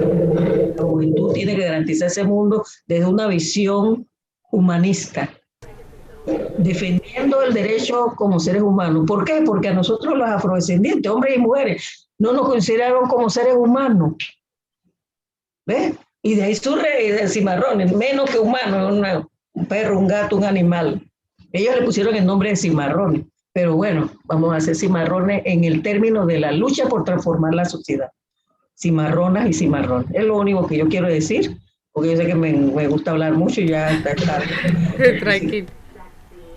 Tranquila, nuevamente muchísimas gracias por todos sus aportes y total, también me quedo con lo de la adultocracia que debemos de ir rompiendo. Por eso estos espacios son importantes, que se demuestre que sí se puede trabajar entre generaciones, porque estamos aquí para aprender unas de las otras, para poder avanzar juntas, para lograr todo esto que estaban mencionando de que juntas podamos ir poco a poco superando como nuevas etapas, como comentó la señora Cecilia, de que ya hemos pasado algunas, pero todavía nos faltan muchísimas para lograr esos espacios seguros que queremos para nuestras poblaciones. Así que ahorita vamos a cerrar con las experiencias de nuestra compañera Nina. Bueno, bueno, me toca hacer la última de nuevo. Yo creo que le dijeron casi todo, pero yo quería abrir con que realmente como mujer negra me acojo a esta frase de que toda mi existencia es resistencia. Es una frase del movimiento afroféminas en España. Y realmente lo que a mí, en mis experiencias personales, me ha ayudado a resistir ha sido la sororidad. Definitivamente, entre mis experiencias personales, en todo este redescubrimiento, tanto como mujer y como afrodescendiente, ha sido a través de la sororidad. Aquí yo también sé que no quería que fuéramos muy técnicas, pero aquí yo quería coger un poco lo que decía Bell Hooks en su libro o tesis realmente sobre acaso no soy una mujer, negritud y feminismo, que lastimosamente las mujeres siempre hemos tenido que decidir entre o eres mujer o eres afrodescendiente, ¿no? Lastimosamente siempre y todavía sigue pasando que seguimos peleando en los espacios, como decía la profesora Mireya Pert, que hay mucho patriarcado dentro del movimiento afrodescendiente, y es verdad, siempre tenemos que decidir o somos negras primero o somos mujeres primero, ¿no? Entonces esa es una de las experiencias que nosotras hemos tenido a lo largo del tiempo, incluso para quienes aquí que están presentes en este conversatorio habrán visto quizás en Netflix la película de Madame C.J. Walker, de cómo, claro, ella llegó a esta conferencia del movimiento negro y por ser mujer le dijeron, no, vaya así a hacerse cargo de la comida y de las cosas, ¿no? Entonces, hemos caminado mucho, pero lastimosamente, en cierta forma, esas cosas siguen sucediendo. Le sucedió a la periodista Ida B. Wells cuando fue a las protestas sobre la liberación femenina entre los años 10 y los años 20, y a ella no la aceptaron estar delante simplemente por ser una mujer negra. Entonces, aquí yo creo que es importante, algo que hemos aprendido a lo largo del tiempo, las mujeres negras, es aceptar el feminismo y aceptar nuestro feminismo. Porque sí, es cierto, nosotras no nos acogíamos a algo que no nos representaba, porque incluso las mujeres, la mujer blanca hegemónica, ella peleaba, yo quiero ir a trabajar, pero nosotras siempre trabajamos y seguimos trabajando. Entonces, nuestras luchas son completamente diferentes. Es otro tema esto de que la mujer negra es fuerte o es la super mujer. ¿Hasta cuándo vamos a ser las mujeres fuertes? Entonces, estas son cosas que poco a poco hemos tratado de eliminar a lo largo del tiempo, pero que de alguna forma u otra se mantiene. Y definitivamente me acojo a lo que decían la profesora Cecilia, la profesora Mireya o Nash, que creo que es el momento de incidir políticamente, sobre todo la juventud. Tenemos por lo menos ahora en estos momentos a Walkiria Chandler o a Kaira Harding como mujeres negras afrodescendientes que están trabajando para nosotras también, pero necesitamos ser más, necesitamos, uno, apoyarlas, y otra, también necesitamos ese factor juventud, necesitamos jóvenes, mujeres afro dentro de los puestos de decisión y de posición, porque si no hacemos proyectos de leyes, las cosas no van a cambiar. Nosotras aquí somos de alguna forma privilegiadas, nosotras tenemos esto, ¿no? La luz, el acceso al internet, podemos hablar de estas cosas, pero las personas que están en las comunidades, que no tienen esto, nosotras tenemos que de alguna forma ser la voz de ellos, e incluso también, como decían, patear calle, tenemos que ir allá a escuchar las experiencias, porque las que nosotras tenemos actualmente, ya sea de donde venimos, donde estudiamos, donde crecimos, no son para nada iguales a las personas que no pueden estar en este conversatorio. Entonces, mi consejo también para las personas que están aquí es, sí, hay que resistir, pero hay que resistir juntas a través de la sororidad. Es muy cansón, de verdad que cansa, hay que luchar muchísimo para muchas cosas, pero definitivamente esto de la sororidad hace que uno se mantenga empoderada y a la vez, como decía Nash, que vamos reaprendiendo, pero vamos a ir reaprendiendo juntas, no vamos a hacerlo individualmente, porque entonces no vamos a lograr nada, aquí tenemos que ir trabajando juntas.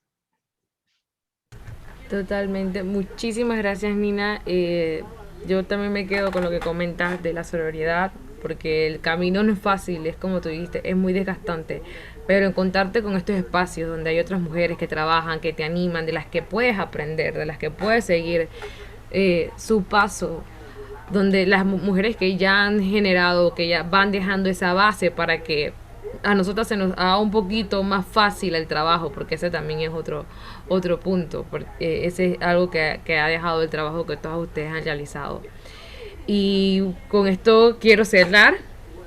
Realmente fue muy enriquecedor y creo que todas las personas que están aquí desde el Facebook presenciando el conversatorio van a concordar conmigo. Nuevamente las felicito, les doy un abrazo, les doy todas las fuerzas posibles, porque nuestro trabajo no es fácil. Creo que nosotras, esto puede ser un poquito como una montaña rusa, o puede ser algo agridulce, porque estamos felices de que tenemos los espacios, de que tenemos los privilegios, como dijo Mina, de poder informarnos, educarnos y de llevar esto a las comunidades, pero al mismo tiempo es difícil estar, es difícil enfrentarte a vivirlo y a que no te crean, a que digan que estás exagerando. Así que yo les mando todas las fuerzas y les doy las gracias a ustedes, y le doy las gracias a los ancestros por todo lo que ellos hicieron, que nos permiten a nosotras estar aquí.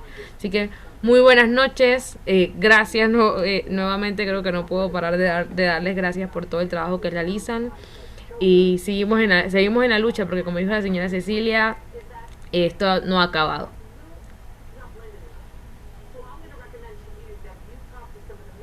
Abrazo a todas y todos. Abrazos. Muchas gracias. Gracias a ustedes. Nos vemos. Gracias a ustedes.